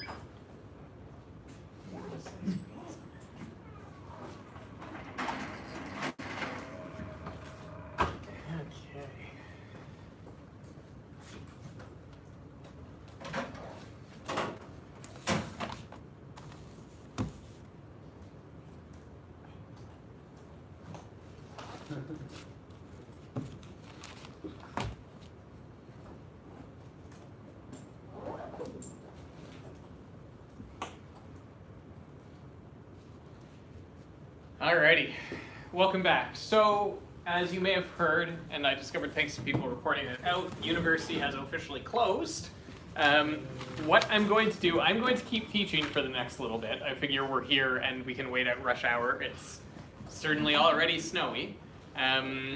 So I'm going to stay and keep teaching for a bit in hopes of being on a less crowded TTC later on. But I totally understand if you want to get going. No hard feelings if you want to head out now, that's fair game. Probably I'll try and wrap up a little bit early here too, but okay. With the papers, so as I mentioned, you should be able to see your grade up. Oh, perfect. It took me so long to find them, sorry. That's okay. I Thanks checked for bringing like it 10 over. classrooms. Oh, not even a new one. Yeah. Stolen from elsewhere. Yeah. Sorry about that. Should I leave it up here? Yeah, leave it up here and then we'll deal with it tomorrow. Perfect. Thank you. Okay, have a good class. Alrighty. Yeah, I don't want to do every class this way. Some prof tomorrow's gonna be really pissed off. I know. We're just literally passing the problem from one room to okay. Happy notes. Let's talk papers. The papers are a reason to be happy. There was a pretty good average on them. The average was 74 in the class. Highest mark was 95, so people did well overall. Happy notes.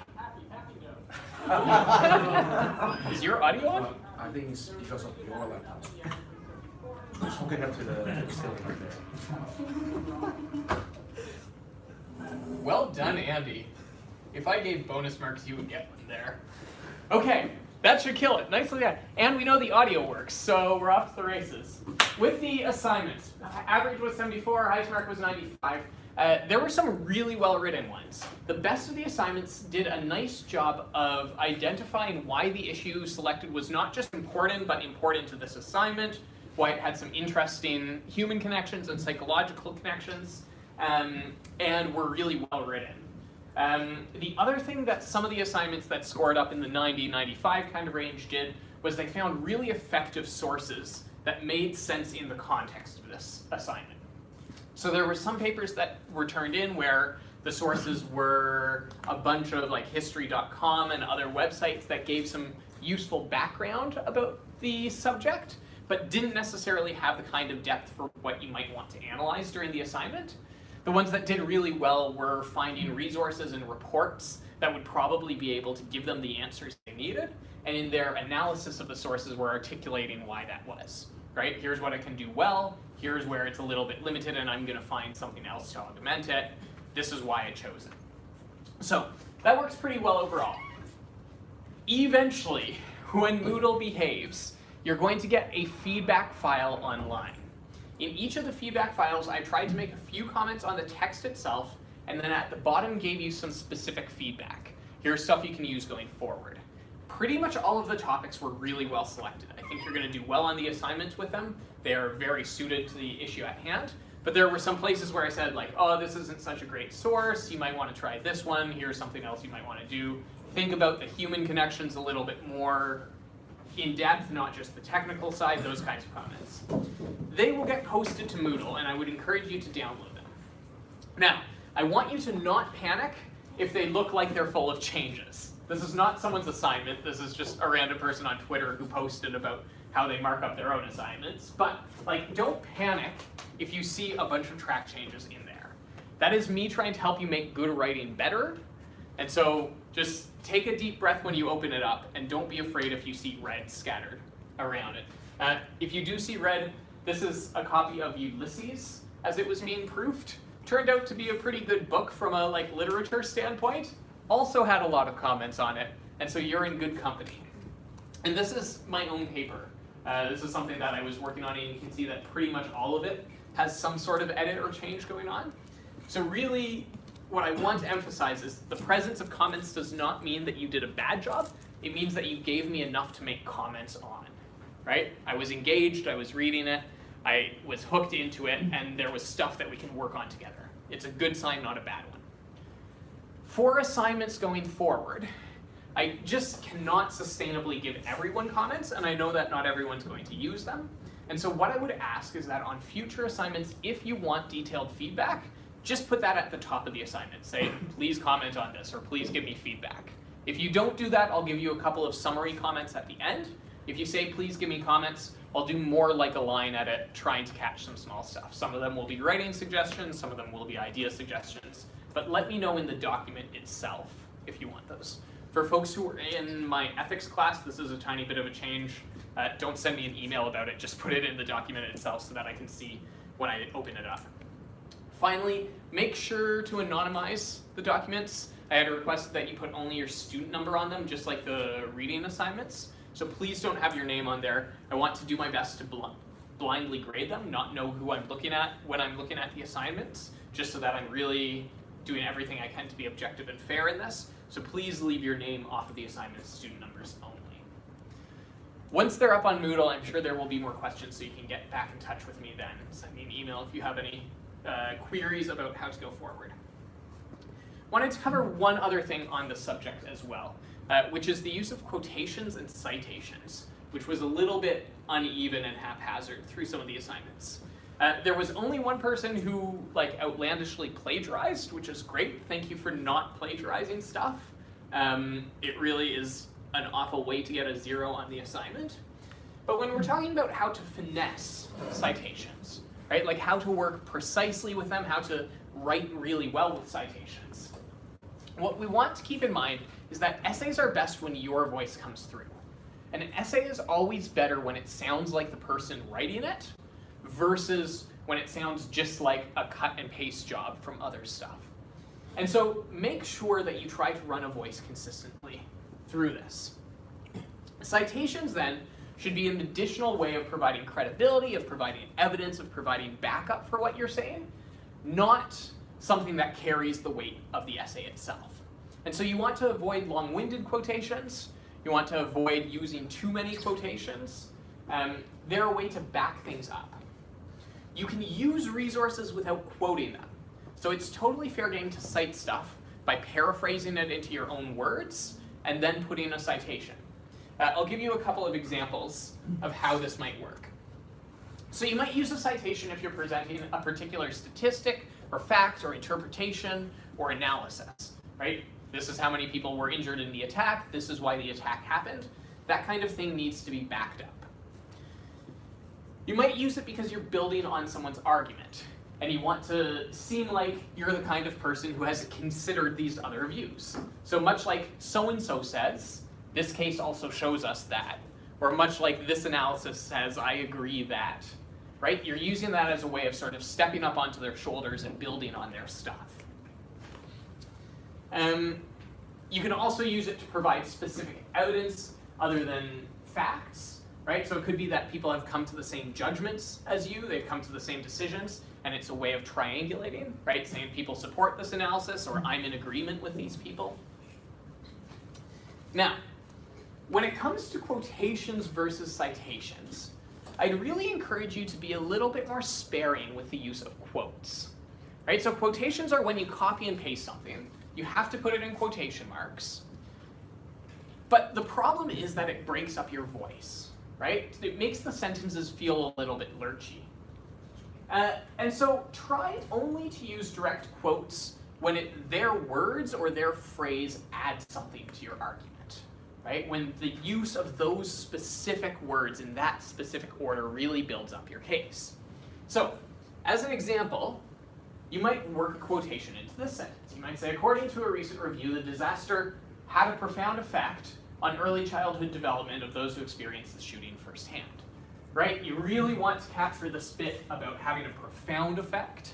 Right? That word sounds good in the sentence. It builds your sort of rhetorical case here. You want to capture this stuff exactly as it appeared in the thing you're quoting. But I saw a lot of quotations that were more like this. According to a recent review, 5 children and 3 adults as the operative quotation. There's no reason that you need their words, right? 5 children and 3 adults are not particularly compelling words. They don't add a lot to use that as a quotation. And so here's an example of where you could work that statistic in just by providing a citation at the end. Does that make a little bit of sense when you might use a quotation versus just using a paraphrasing and a citation? Some vague nods? Cool. As I mentioned, if you want detailed feedback going forward, just let me know at the top of the first page so that I am able to provide it in depth. Sweet. All right, I want to pop back just a moment now that we have the audio cable here and give an example of some of these features of conspicuousness and salience in a real world accident. So let's see if we can get the audio doing its thing.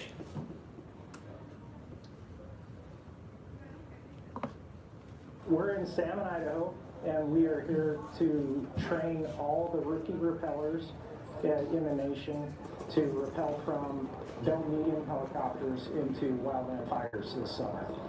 So this is a kind of a one-of-a-kind training for the Forest Service. It's basically the only kind like it. It's performance-based.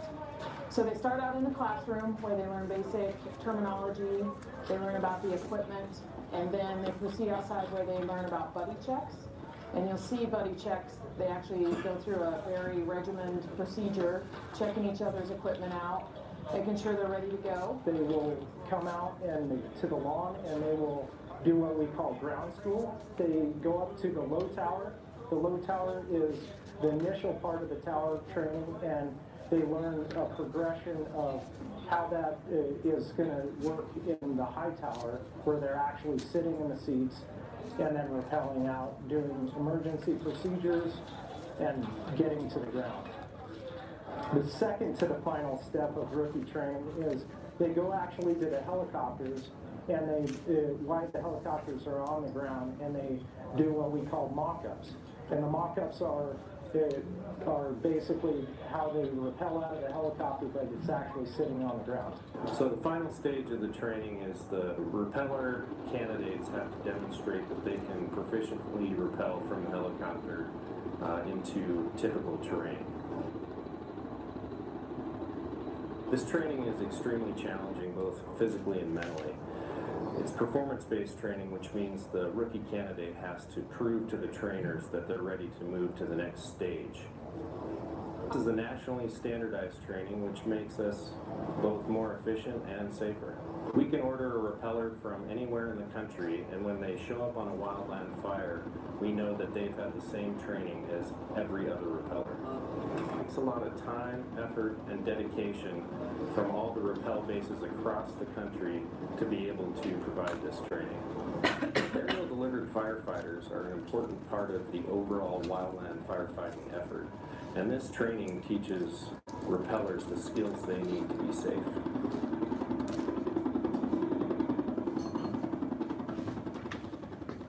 Okay, so I'm going to pass around here a case that happened in 2009 of a rappeller fatality. And what I'd like you to do for a moment is just read over it. It's quite short.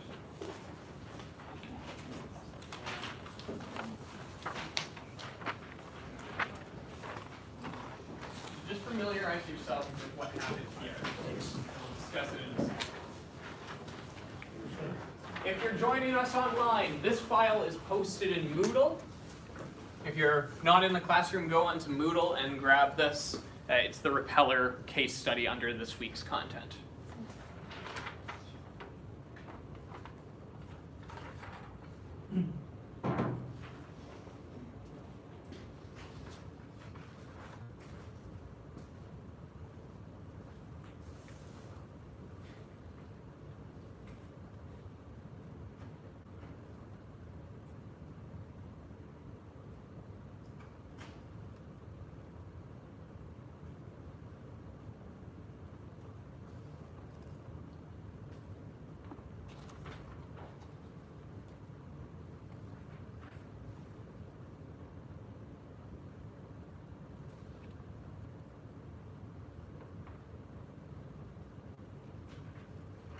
Continues on the back.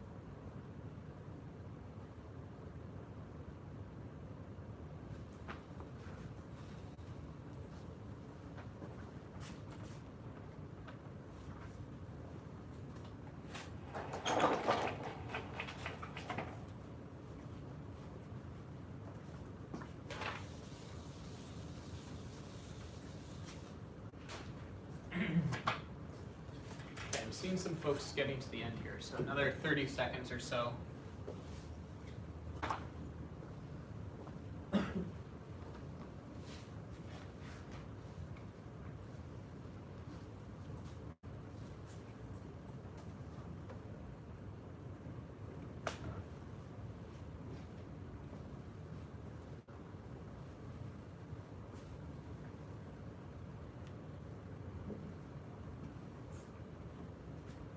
Okay, so what happened in this case? Let's just establish off the bat what was going on. What was the setup? What was the context of the accident that happened here? Abdul. So I was rappelling training, and then one of the people doing the training fell off the helicopter and died. Yeah. So we had a rappelling training exercise going on, like you saw in the video, and it was one of the trainees who fell off. So, walk me through what happened here, starting from before the helicopter took off. What was the first thing that happened in this particular scenario?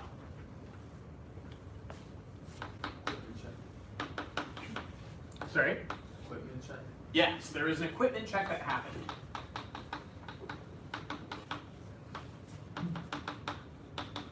And what happened during the equipment check? They discovered a broken concrete. Yes, so there was a broken clip here. And I'll put this down just for 30 seconds here so I can show you what the clip looks like. So we've got an attachment here, this top one, right, where you have it linked up to the harness here, you have it linked up to the clip here, and you have a particular thing they call the con clip that keeps it centered here. Now this is just an O-ring in place right now. You're allowed to use the O-ring, so that's okay. But the con clip that we're talking about is a way of linking up these different components that will assist you during the rappel and that physically connect you up to the helicopter. Okay, so they found a broken clip. What happened next? Yes, Eric. The repeller made a substitution with an O-ring, which is a normal substitution that you made. Yeah. So we had an okay substitution.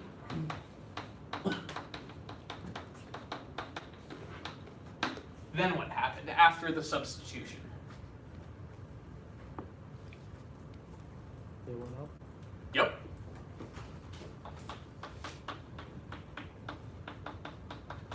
Okay. Next. At the end, in the report, it says that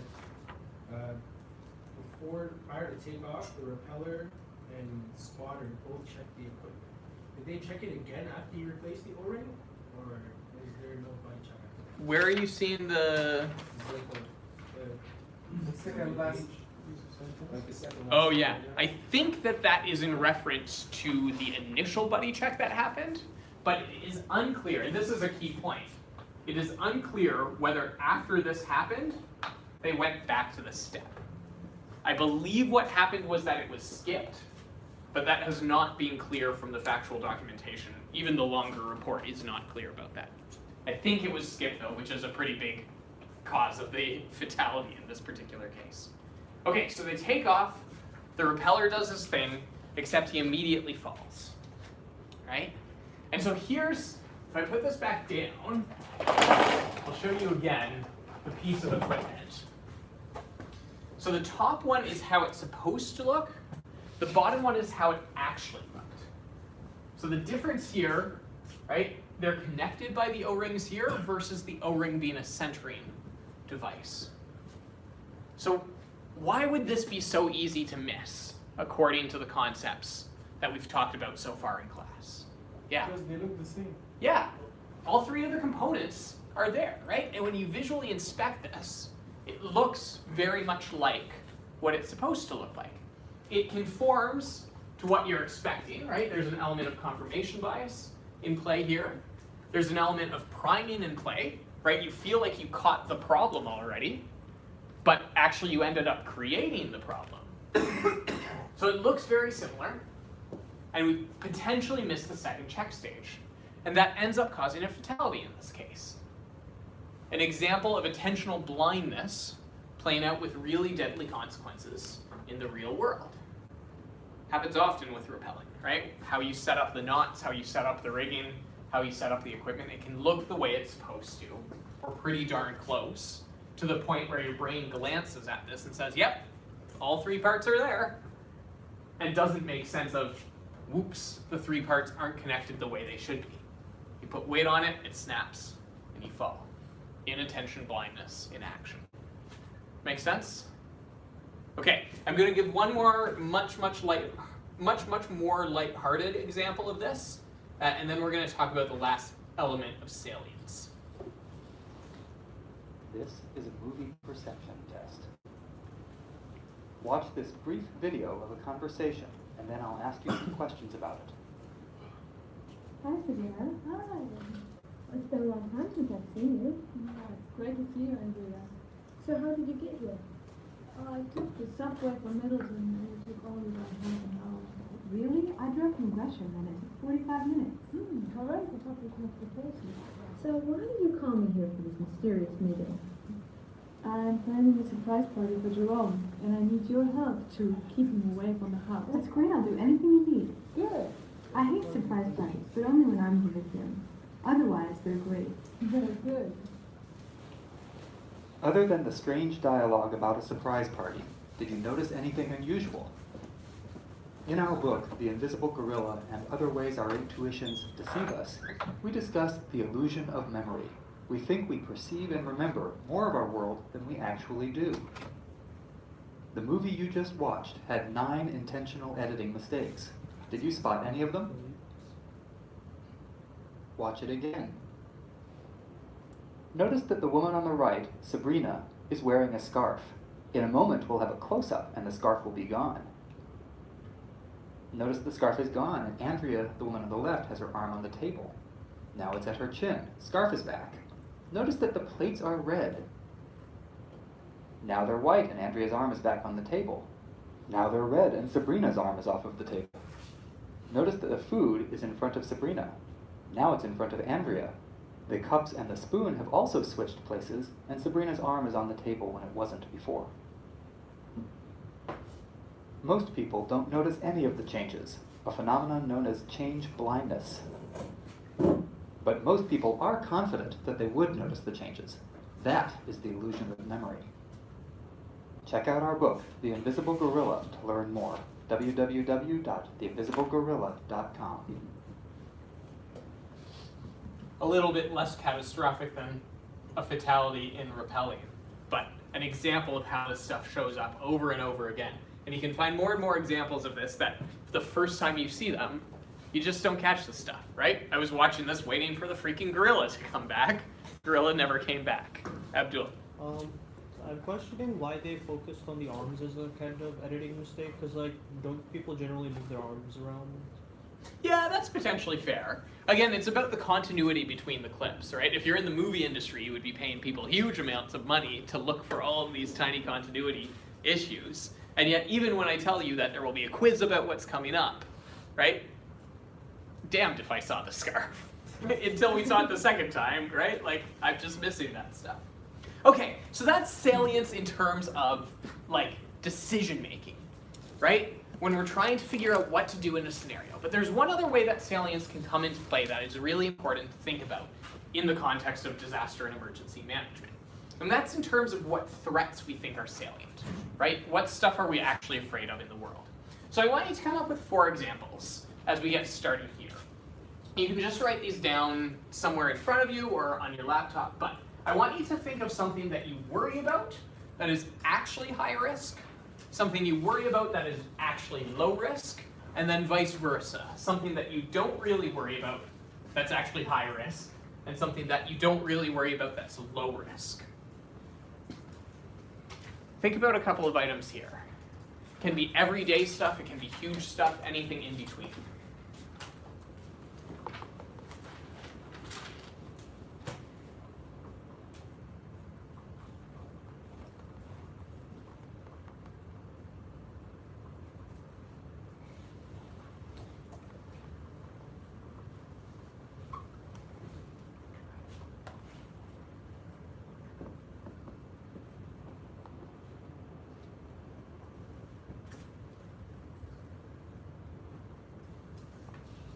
Once you've got 4 examples, just share it with the person nearby. See which ones you each came up with there.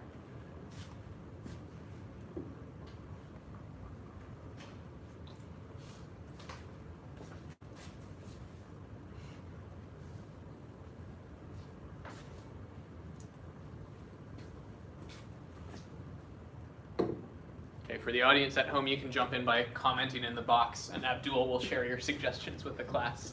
But for people here in the room, what are some examples of stuff that is actually high risk that you're worried about? Can I pick on you, Thomas? I didn't know. Oh, you didn't know? Okay. Can I pick on someone else? Yeah. Getting hit by a car. Okay, actually high risk. Man, so here are my cycling fears, right? Actually high risk. Something I do worry about. Hit by a car. What else? You're literally not afraid of anything else? Getting murdered. Okay, sorry, something that you worry about that's actually high risk. Oh, we're still on high risk. Yeah, we're still in this quadrant here. Something that you worry about that's actually high risk. Sorry? Failing a class. Failing a class. Okay, I'll take it.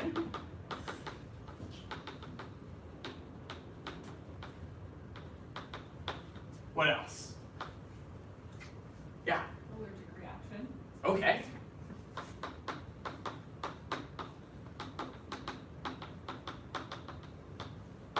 What about something that's actually low risk that you're quite concerned about? So compared to these things, lower risk. It's like, I love camping, but bears still freak me out. Yeah. Eaten by a bear. Man, when I was living in Arizona, it was the freaking mountain lions. Like, pretty rare that a mountain lion attack happens. I probably should be more worried about randoms with a gun out while I'm camping. But, like, mountain lions. What else? Tanner. Tanner, right? Yeah, poisonous spider bite. Spider bite. You got a trip to Australia coming up? Go to Australia, where do you eat? Poisonous spider bites, right? Not likely something that's going to afflict you, something that's really scary. Another, Abdul. Makeup, I guess. Sorry? Like makeup, like ruining your makeup and stuff. Ruining makeup as kind of something you worry about. something that you worry about that's actually, I don't know if I'm qualified to comment on how much I should worry about that or how much it's low risk. I'll take one more for up here. Yes? Getting murdered. Okay. I'll just murder. Gotta have murder up there somewhere.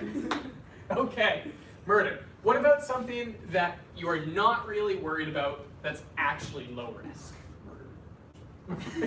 Okay, murder.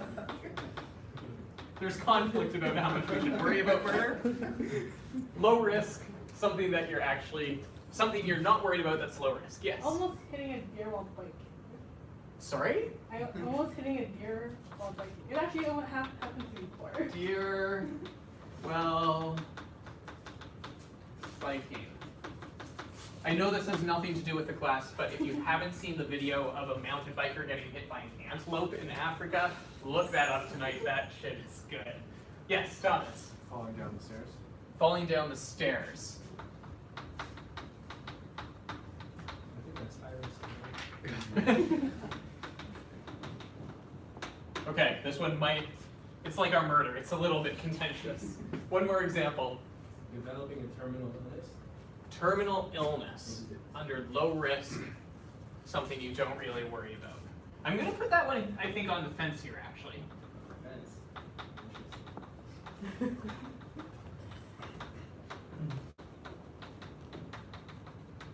Okay, and then can I get a couple of examples of things you don't worry about that are actually high risk? Smoking. Smoking, yeah. Great. Yes. Car accident. Car accident.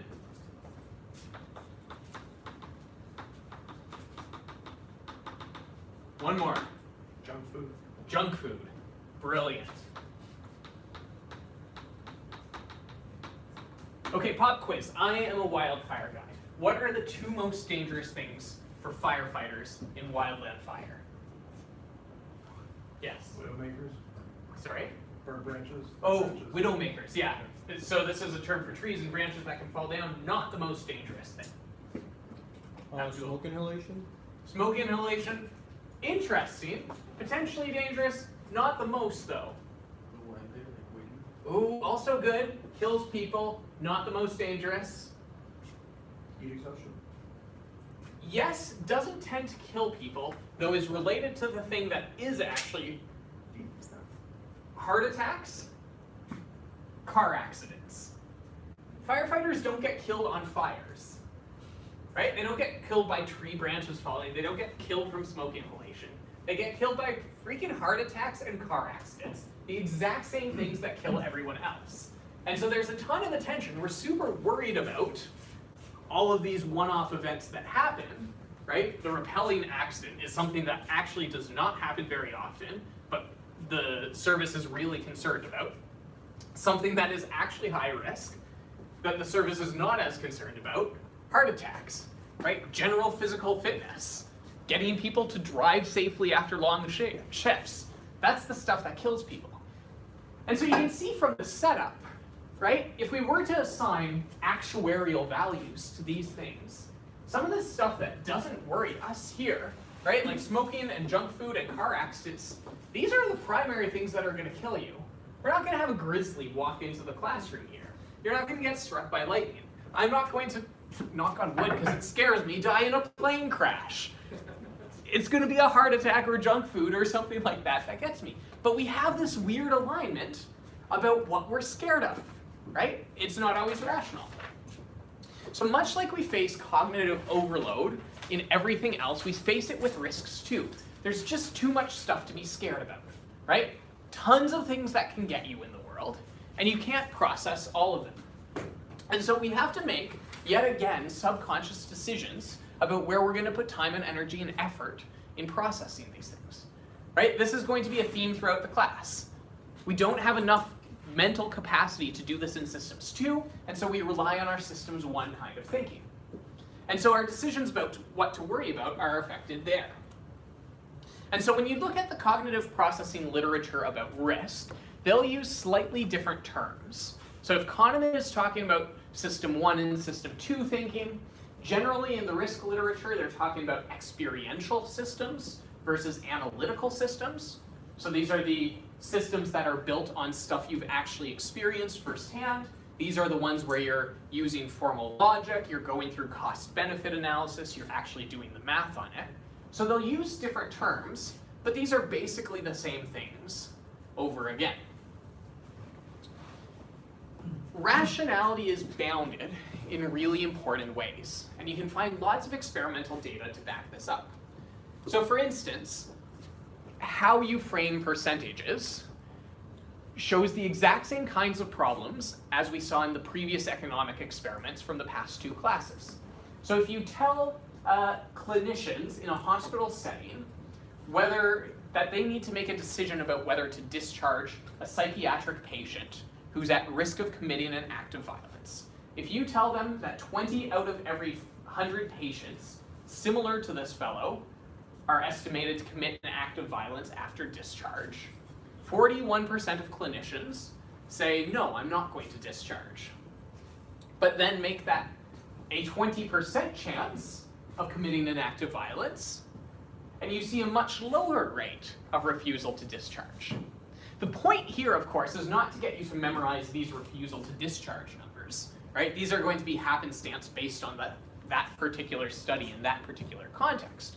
But to pay attention to the fact that you can give people the same exact prompts and they behave differently, right? They behave in weird kinds of ways. This shouldn't strike you as surprising. This is a continuing theme. There's another gambling problem that shows up here, right? Give someone a 7 out of 36 chance of winning $9, goes the experiment, and people are reticent to take that bet. They say that's not terribly good odds. Give people the exact same chance, 7 out of 36 chance of winning $9, and the rest of the time you lose 5 cents, and people are more likely to take the bet. Why? Because they get anchored in on big payoff versus small loss, rather than getting anchored in on small probability of it happening. You change the formulation, you change how people respond. Change the formulation of how you say the risk exists here, you change how people respond in terms of their perception of that risk. So the causal pathway here looks something like this. Our fears are shaped by affect heuristic, right? Affect heuristic was that thing where our emotions are involved in decision making. An affect heuristic, in turn, is shaped by a number of different biases. So confirmational bias, right? Stuff that supports our existing viewpoint. Accessibility bias, stuff that's more recent. We tend to be more afraid of the things that we can recall than the things that we don't, right? If we don't know about a way that someone dies, if it's not something that's on the news, we don't think about it very much. School shootings all over the news, we give it a higher weight, a higher prominence. We think about it happening more frequently. So, let's give a practical example here. Seatbelts. Whether or not you're going to use a seatbelt is a question, obviously, that's based on many different factors. Some of this is just built up as a habit. Some of this is what would the other people in the car think. Some of this is a conscious choice. But lots of this comes down to how you think about the potential adverse outcomes, right? What's going to happen to me if I get in an accident with a seatbelt versus without a seatbelt? And so, if you look at research on this topic, one of the things that they've discovered is that this comes back to folks construing of probabilities for that particular drive, right? The odds that I'm going to get in an accident on this drive seem infinitesimally small, right? This isn't something that I have to worry about, but a seatbelt is cumbersome and inconvenient and not something I want to wear. And so when you see the risk as 0% or basically 0% for a drive, you say, I'm not really all that concerned about it. But then you can manipulate this, right? Suddenly, if you change around the formulation of how this is talked about, get people to think about lifetime risk of automotive accidents versus the one-time risk, you can generally increase the likelihood that people will wear a seatbelt. If you get them thinking about how likely is it I'm going to get in a car accident this drive, low response. How likely is it that you get in a car accident sometime in your life? Many more people wearing a seatbelt. And so you can see how you would start to use some of these decision characteristics as a way of framing up the problem. Right? If you're looking at a particular hazard you want to mitigate, different ways of articulating it and selling it to people. Does that make sense? Okay, cool. In that case, the real key takeaway that I want folks to get is that it's all about the affect, right? It's about the visibility of the emergency. It's about your experiences with. It's about that emotional response rather than some rational calculation. Right? When we decide what disasters to be afraid of, we're not doing a basic assessment of exactly what the actual risk is. We're doing an assessment that involves gut. It involves emotion. You can look at this with the case of wildfire, right? So when a fire happens nearby a community, property values adjust. People see the risk as being more salient to them than it was before, even though nothing has changed about their property. And in fact, there's a bit less fuel around, right? There's less of a risk of wildfire, but being reminded that it happens makes people more afraid of it. Not a rational choice, but bounded rationality instead. Okay. Last thing before we go is that I want to tie this back to the reading. So one of the readings that you had today was talking about risk communication. Roughly speaking, did you get a chance to do that reading coming into today? Looking for head nods, hands up? Okay. What I'd like you to do is get into trios, because I just want to link up what we've talked about in that reading. We're going to come back to the other reading in a couple of weeks as a way of sort of bookending this theme, but for now I want to link back to this reading and deal with a couple of questions about the stuff that was in it. So, it was the one that talked about several different stages of risk communication. I want to make sure that everyone has those stages down and how they're different. Number two, I want to unpack what the limitations are with each stage about how people understand risk. And then number 3, come up with a risk or disaster and apply the principles from the article to how you might communicate more effectively if you wanted people to know about the real risks involved. Does that make sense? Okay. I'm going to put a time limit on this so that we can all get out of here a little bit early. We'll spend 10 minutes doing this activity. We'll take it up for 5 minutes, and then we'll be out of here so that you can face the winter wonderland that exists outside. Cool? All right, so hop into groups of roughly 3 around where you are, and just make sure that you've got these core ideas down. I'll float around. Hello. How are you?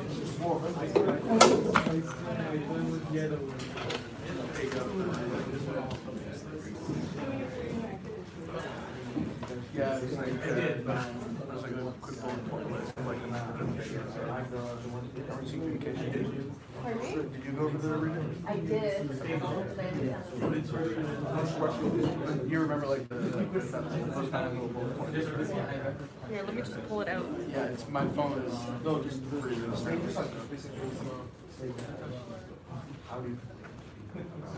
Yes, that would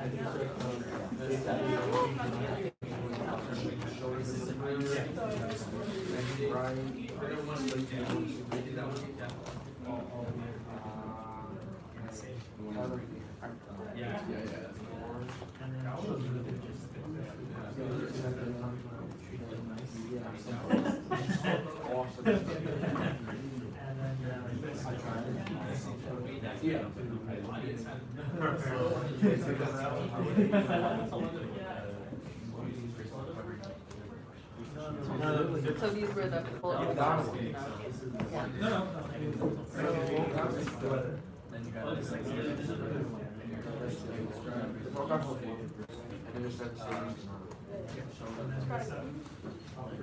Okay, so the first one, pardon me?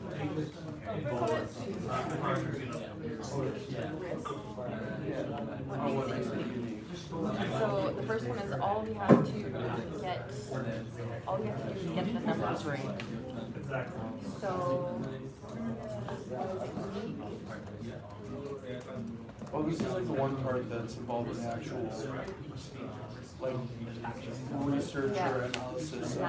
Everything else is like interpreting and presenting the data. Actual analysis. all we have to do is tell them the numbers. That was I read these things in advance. What was it? Well, the tell them part is like, oh, the numbers will talk for themselves. Like, just put out, like, publish the numbers if you want to have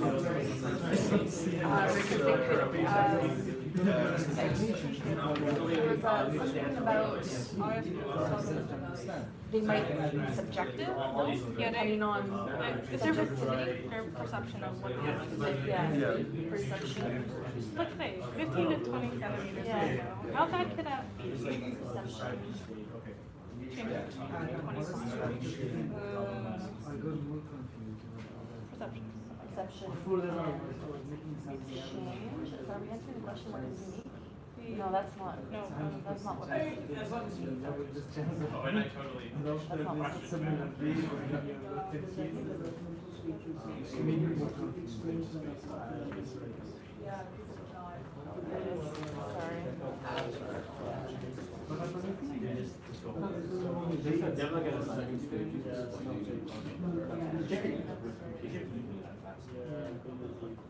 Oh.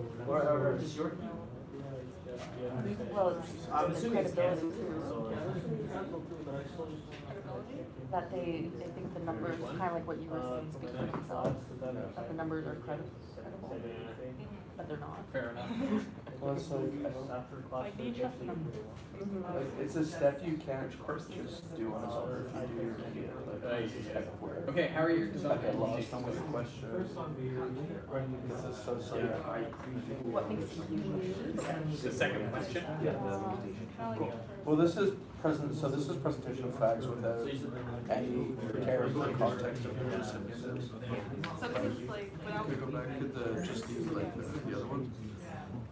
There's like negligence, right? Yeah, because this is explaining, so all the other ones are contextualizing information. So this one is like presenting information with like no context and no like adding or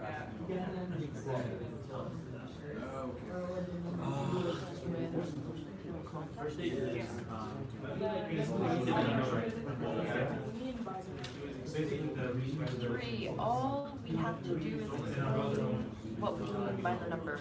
yeah, it's one of the first layers.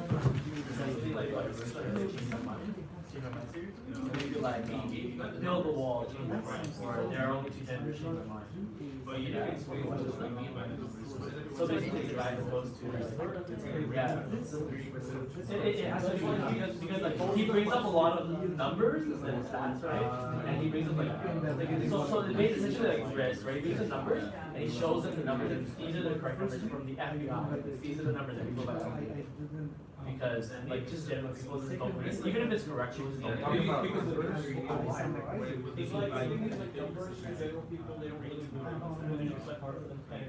You remember last week we talked about like Yeah. Yeah. Is that how it's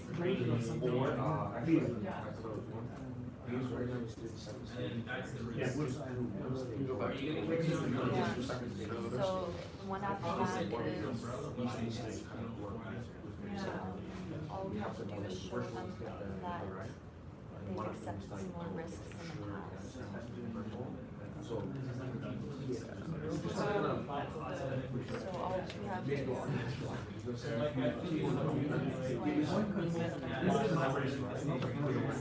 I'm gonna write down like introduction and context. That's like the first. or intro for perspective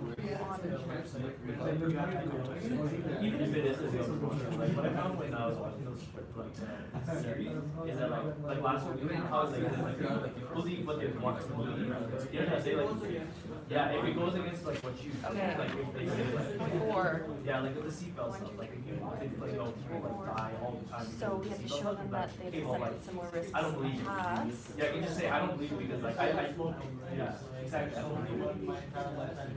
Exactly. Yeah, like, I'd be comparing. But this is the way like if you do this wrong, they have to work like you will It's like, we've been through this before, do you really want to go through it again? Insert a fear. It's almost what it is. Show them that it. Or like here it says accept any avoidable risks. So What strikes me is you talk about it is like trust like not insert fear factor, but like or something like that. Right? like and like kind of push Make away the right the risk. decision. Like, well, tell me what. And just like make people like accept it for what it is and maybe not. By law. Just be like, yeah, you have a 5% chance of dying this way, you have a 5% chance of dying with different beliefs, everything's like car crash versus like cancer. Yeah. And like, but they're lumped into the same category. And that doesn't benefit anybody because they're different things. Like to me, it's facts of like, it's like the cheap one. I mean, like because these are some of these. Like, yeah, this one definitely is one. So he'll like talk you in Like, circles. your life won't change, or your life gets better.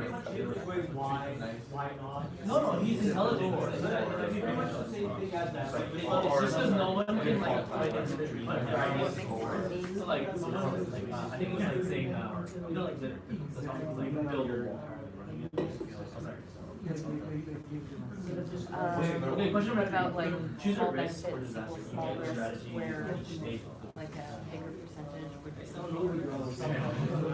Well, this is the one that's like comparing.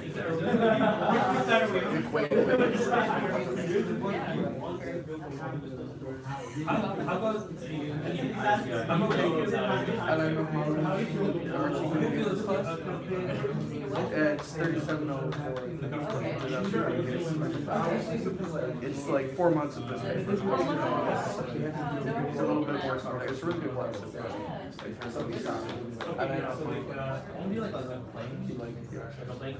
He knows the stage. Where did you grow up? I grew up. It'd be like the percentage of like what's the risk of sailing or like you know. Wait, see, say you were rich, Well, I guess from this. what's the percentage of? That's what I was gonna ask. Wait, have we decided? Uh, No, we're trying. No, but like what, like which? Pardon me? Like which? So the next one is, all we have to do is show them that it's a good deal for them.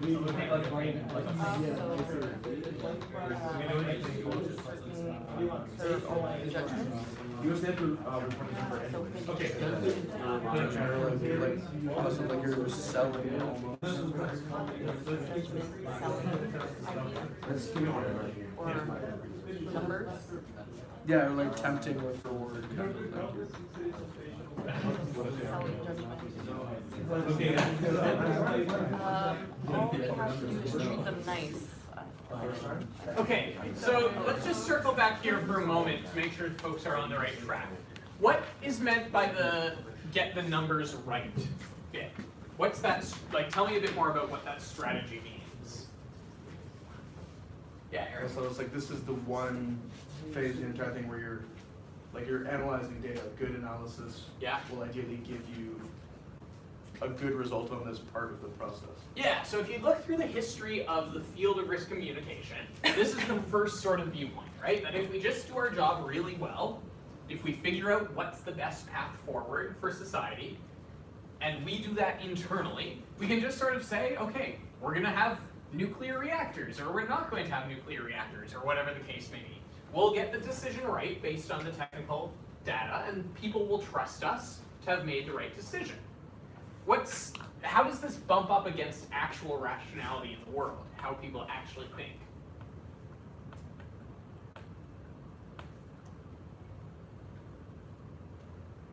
So why would people not accept that perspective? Because people need context for the information. Like if it's just the facts that have come from research, people have no way to apply those numbers to their lives or their context. Yeah, so there needs to be some degree of understanding like what the numbers mean and why. It's not enough to just say trust us, right? People want to be involved in, let's say, the process.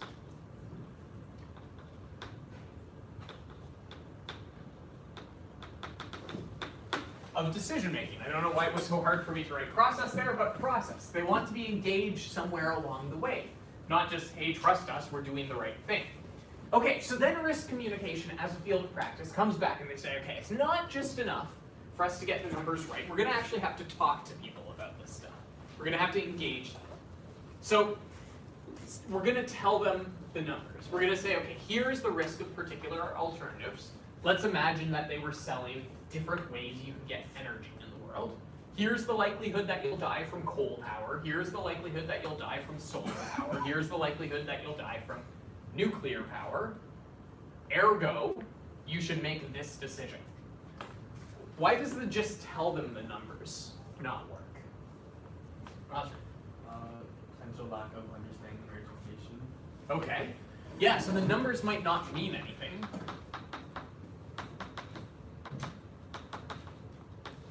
Right? Like if I'm trying to figure out how much radiation I'm going to be exposed to or what my likelihood of dying is, like those are just numbers that I can't process. Is this safer or less safe than getting in a car? Is this safer or less safe than riding the bus? Just throwing out the numbers, even as someone who's moderately educated, like I would have no idea what to do with them. Like just telling them the numbers allows, it allows everyone to come up with their own conclusions. So you've lost control, of what you wanted to convey as the person who's sending the message. Because you might think that other people understand your reference point, the points that you're trying to make, but they really don't. Yeah. And if you don't explain it and just give them the data, everyone's just going to draw their own conclusion, and then boom, you've lost control. Yeah, so people will have different thresholds for what acceptable risk is. right? If you're like a 17-year-old dude, you have different thresholds of what an acceptable risk is than if you're a 92-year-old man, right? Different balances. The numbers mean different things. Okay, so then risk communication comes back and they say, okay, it clearly is not enough for just us to tell you the numbers, right? You don't have enough meaning out of that. You could go any way from that. What we'll do is we'll explain the numbers to you. We'll tell you what they mean. We'll tell you what the implications are here. So this isn't just, here's the likelihood of you dying from a nuclear accident. This is, let me put this in context of other power.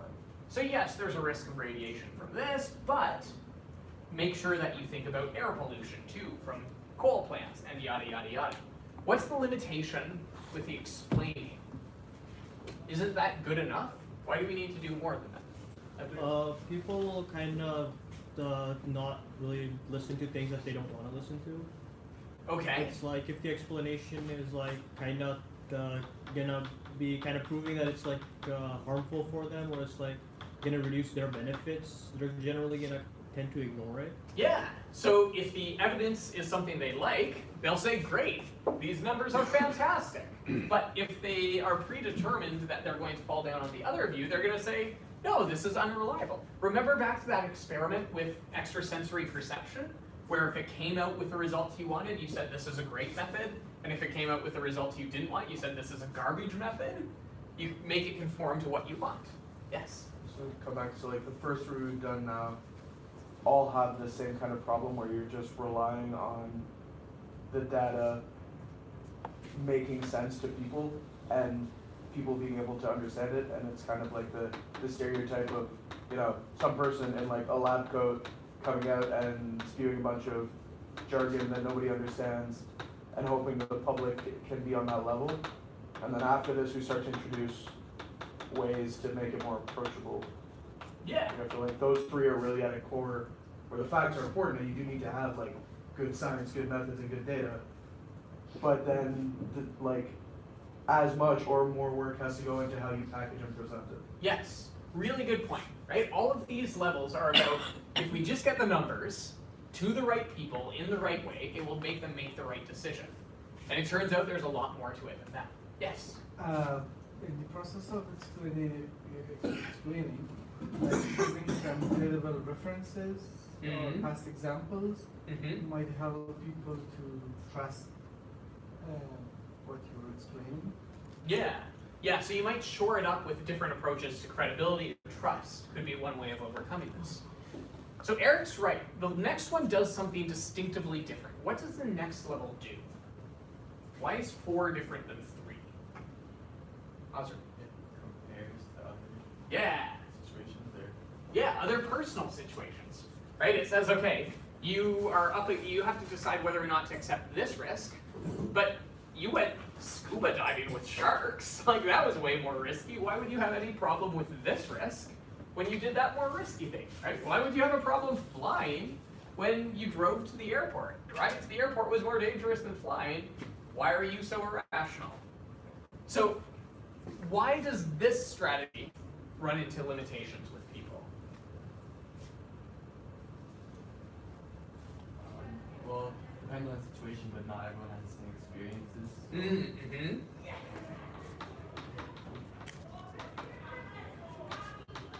Tell us more. Well, like someone could have like 2 different experiences. So say scuba diving, someone could have a very positive experience where they went out, it was great, nothing happened, whereas someone else went out and they had an anxiety attack in the water and freaked out. And Yeah. So I have a friend who was on the Air France flight that crashed at Pearson, right? She's got a distinctively different experience of flying than I do because she went through that firsthand. And so if you were to summarize the problem here, this is all about affect, right? It turns out that the numbers aren't going to be what carries the day. It's connected to people's experiences and people's emotions and how people understand the different things involved. Okay, I'm going to pass it back to you for 3 more minutes here to tackle the last 3, and then we'll bring it together in a synthesis.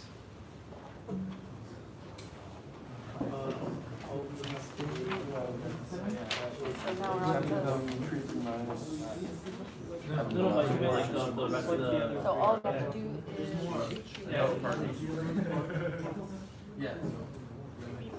Sorry. You covered all of them, which would be nice. We never covered where the limitation Oh, sorry. Sorry, we're there.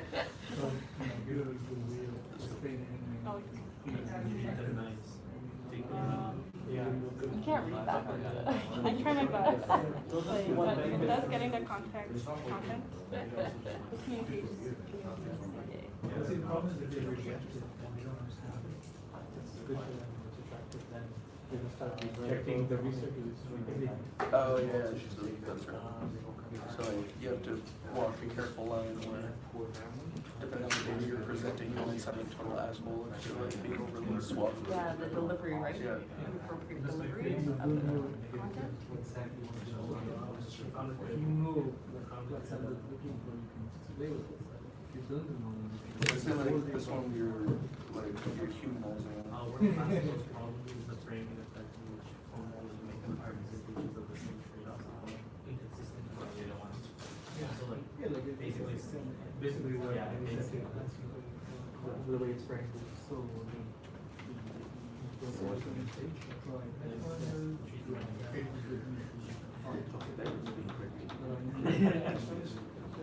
Yeah, it is. So one of them is just To make them partners. But it's like, I'm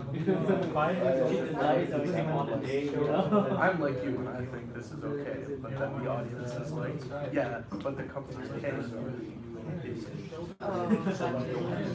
So where it's like you're trying to like be nice with the people and like explain that like look like this doesn't have to be a bad thing or it's not necessarily as scary as you think it is. But that's where it's like it's really So that you would have probably to be come careful in with it. limitations that people have their own biases. And then everybody like reacts differently. Somebody on TV reacts differently. Some tends to You don't have to professional, that's good. Yeah. Okay, 7. All we have to do is make them partners.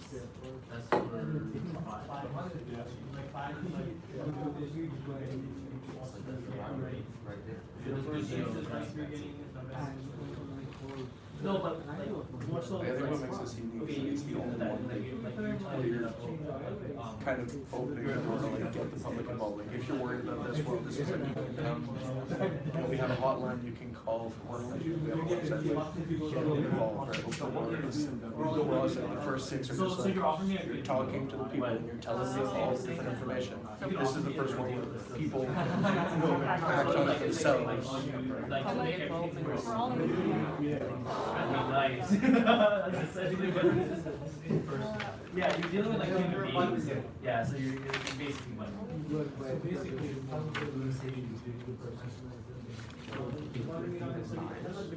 Which of course has like. And then all of the above. Which is. Do that. What do you think the limitation would be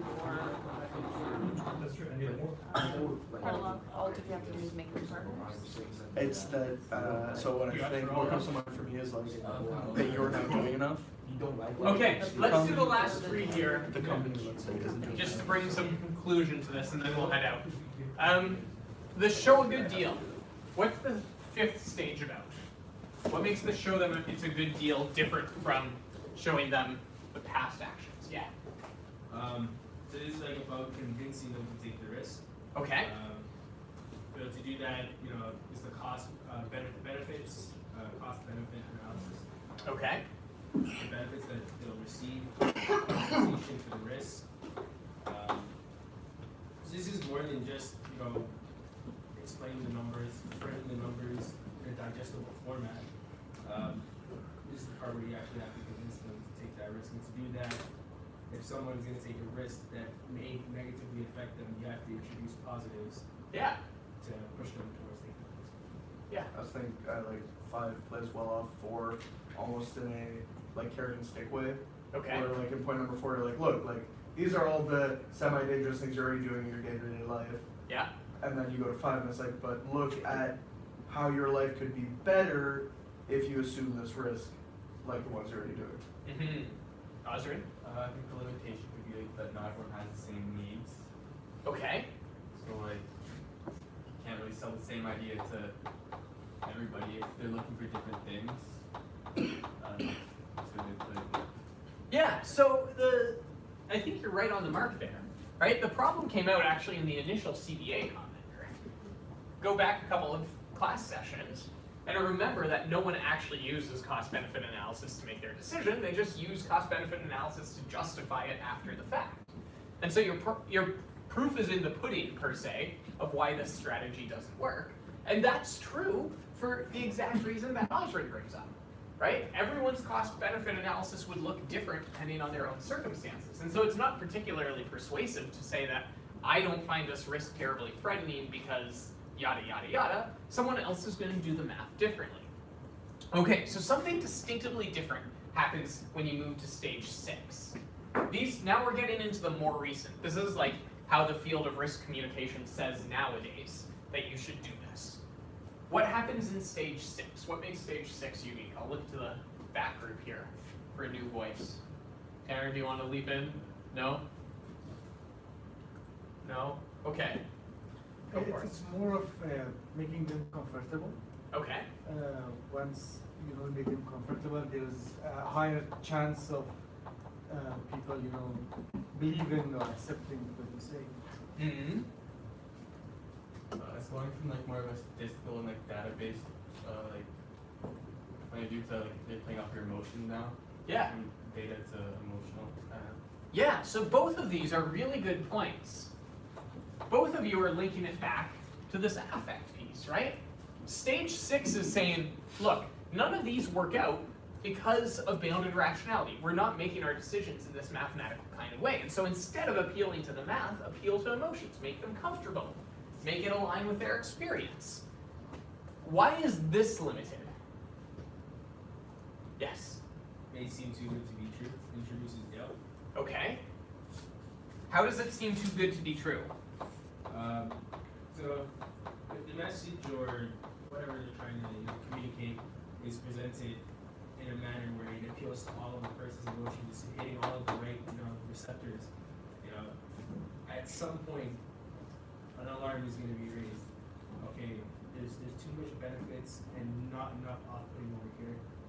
Yeah, like it can become a sleazy sales pitch. Exactly. Yeah, totally. And also you have to tailor it to the certain individual you're trying to get it to. Yeah. And again, like in the context of emergency management, that would be quite difficult. Because usually you're not just, unless you're trying to, influence an organization to help you out or something, you're usually addressing communities or large groups of people, and each individual is different. So just catering to the individual, it's resource consuming. Yeah, if you were trying to sell, like, getting flood insurance for your basement to everyone in Toronto, and your tactic was, we have to get them all involved in tailoring this, like, we have to make the message relevant to each and every single person, you'd have an impossible job, right? You could segment that out infinitely. You'd never be able to figure out how to sell it to everyone. And so step 7 is really an exaggeration, a larger version of step 6, right? It says that this stuff about treating them nice, it's a window dressing, right? People can see through you being superficially kind. And so what you have to do is you actually have to be nice, right? You've got to care about them, you've got to involve them in the process, you have to be open to their input. And so step 7 is all about getting them involved in actually thinking about the risk from the get-go themselves. It would say, look, all of these previous solutions, if you're trying to sell someone something, right, like we've announced we're going to put in a new nuclear plant here, or we're going to put in wind turbines here, or whatever. By the time you announce that we're going to do it, you've lost people anyways. There's no pulling them back from that. There's no way you're going to get the opponents back on your team.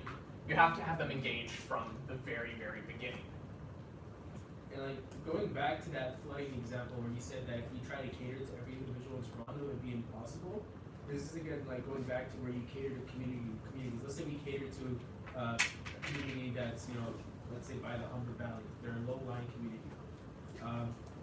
This whole making a partnership with them, it's not just like, let's go to meetings, let's get everyone on the same page with information. That's good, but you need an incentive, to kind of tie the knot of that partnership.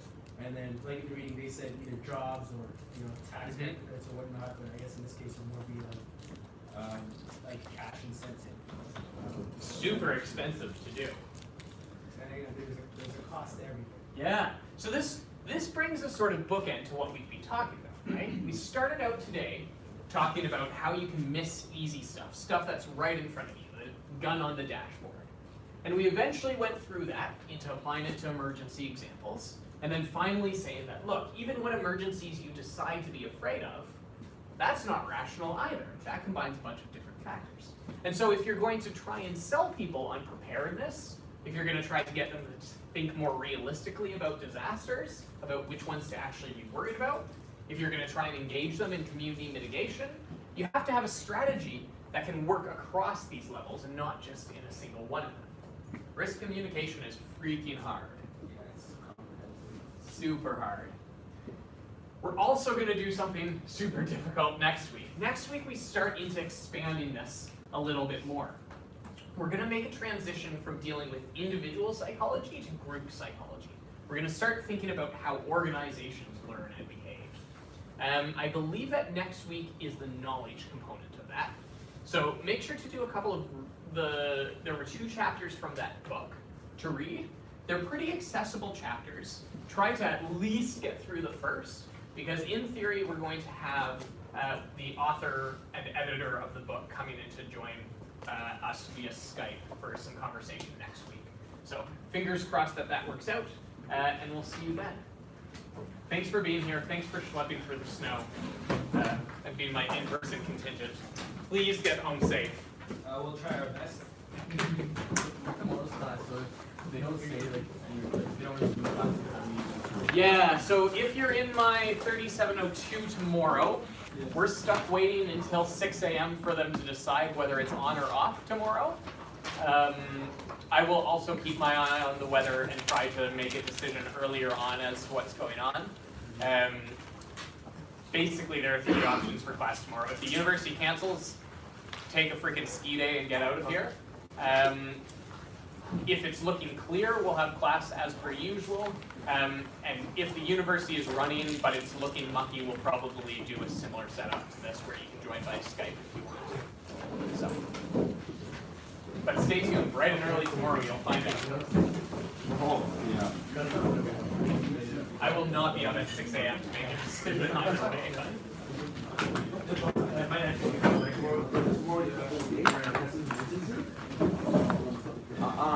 Frankly, I might wake up at 6 a.m. to see whether it's close, to see whether I can go for a ski day.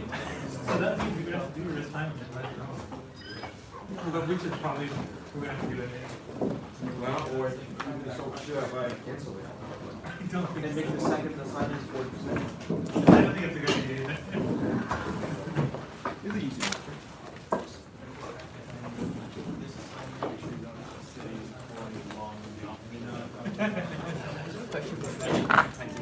Yes.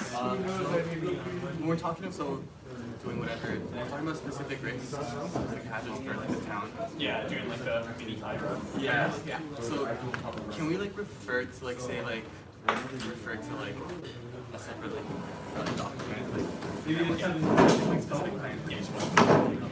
Totally. Yeah. Just say that you're doing that. Like explain. Okay. Yep. Easy peasy. Very nice. Hey, how are you doing? Yes. Does it look nice? How often I see it, I can know what. Yeah, I'm sorry. If the difference I is thought not I was bad. uploading them both at the same time. No, I understand it. Yeah. The problem with the difference is like red flags everywhere, more red flags, red flags, stop. Change it. Yes. So it's just a secret. It's hard to remember because I only saw the names when I uploaded. I'll show you the ours because it's big. Yeah. Mine was So this thing is gonna run until he remembers Yeah, about it. it's okay. But just wait for your assignment. That's waiting for the whole day off. No worries. Hi, I was a little bit confused. For assignment number 2, Yes. is it just the outline? Or is it also 1,500 words? Let me double check just so that I don't give you an incorrect answer there.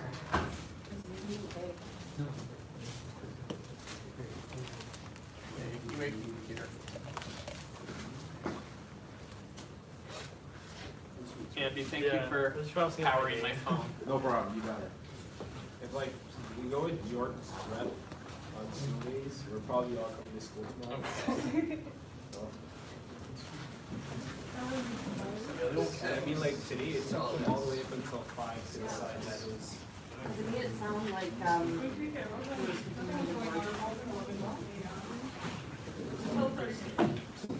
Oh no, so that there is just a that 2 o'clock as you remember how much space you're finding. It's not until the component that you actually have to write those words. so outline, introduction, the tree. Introduction, and then the first application.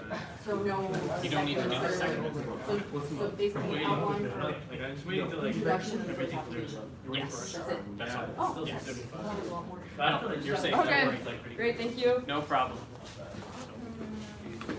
Good luck in the snow. Oh, yeah. You too.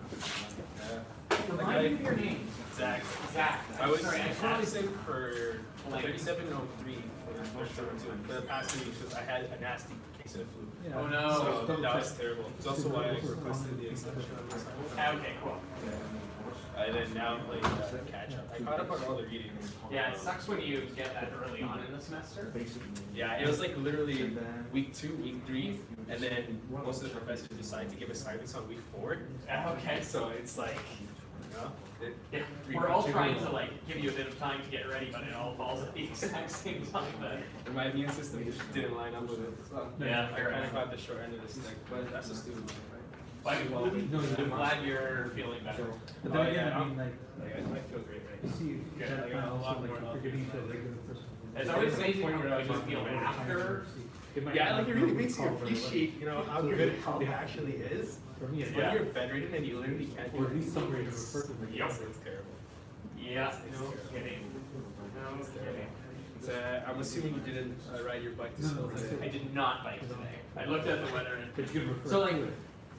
number one, my tires are good winter tires, but not that good winter tires. Oh yeah, I mean, And more importantly, like, if it were a path Doing from downtown to here, I would feel okay with it, but cars are just gonna be all Is over it the not? road tonight. yeah, I I don't mean, want bad this is cars. literally the only path that goes from downtown like up to semi-North York is that Eglinton path. The one that goes through the parks. Oh. I can't recall. It goes from Lake Shore. We have no idea. Humber River. It goes up from the. It actually is the Humber River. It goes up from the Lake Shore. Yeah. Near New Toronto. Yeah, I would just have to like go so far west. And then Come go back all the east. way up north, and then come back east. Yeah. Like I'm always on that trail during the summer, just because I live in the West End. Okay. So I'll take that down to Lake Shore, and then I'll go all the way to the east end of the city via Lake Shore. It's like my favorite trail. Then again, it's like Toronto's favorite trail. So Yeah, once things clean up in, like, once we're through the winter, I might use it on days when I want a bit of extra ride. True. I mean, might throw in a little bit of cardio, just give yourself a little bit extra time. Yeah. And then go ahead and 2 hours on a bike a day isn't enough. And it has like the perfect balance of inclines and declines. So Cool. it's nice. Like for me on the return trip, Yeah. when I'm coming back from the downtown core, Yeah. there's a lot of like declines, so it's nice. You know, when I'm tired, you know, I have like the decline to just, you know, gravity to just help me out. Yeah. And then when I'm beginning my trips, you know, it's like rigorous incline. So I'm like, Yeah, I feel that biking up from downtown, like, it's like low distinct uphill as I leave downtown and come here. But then the return trip, you have that nice decline. Yes.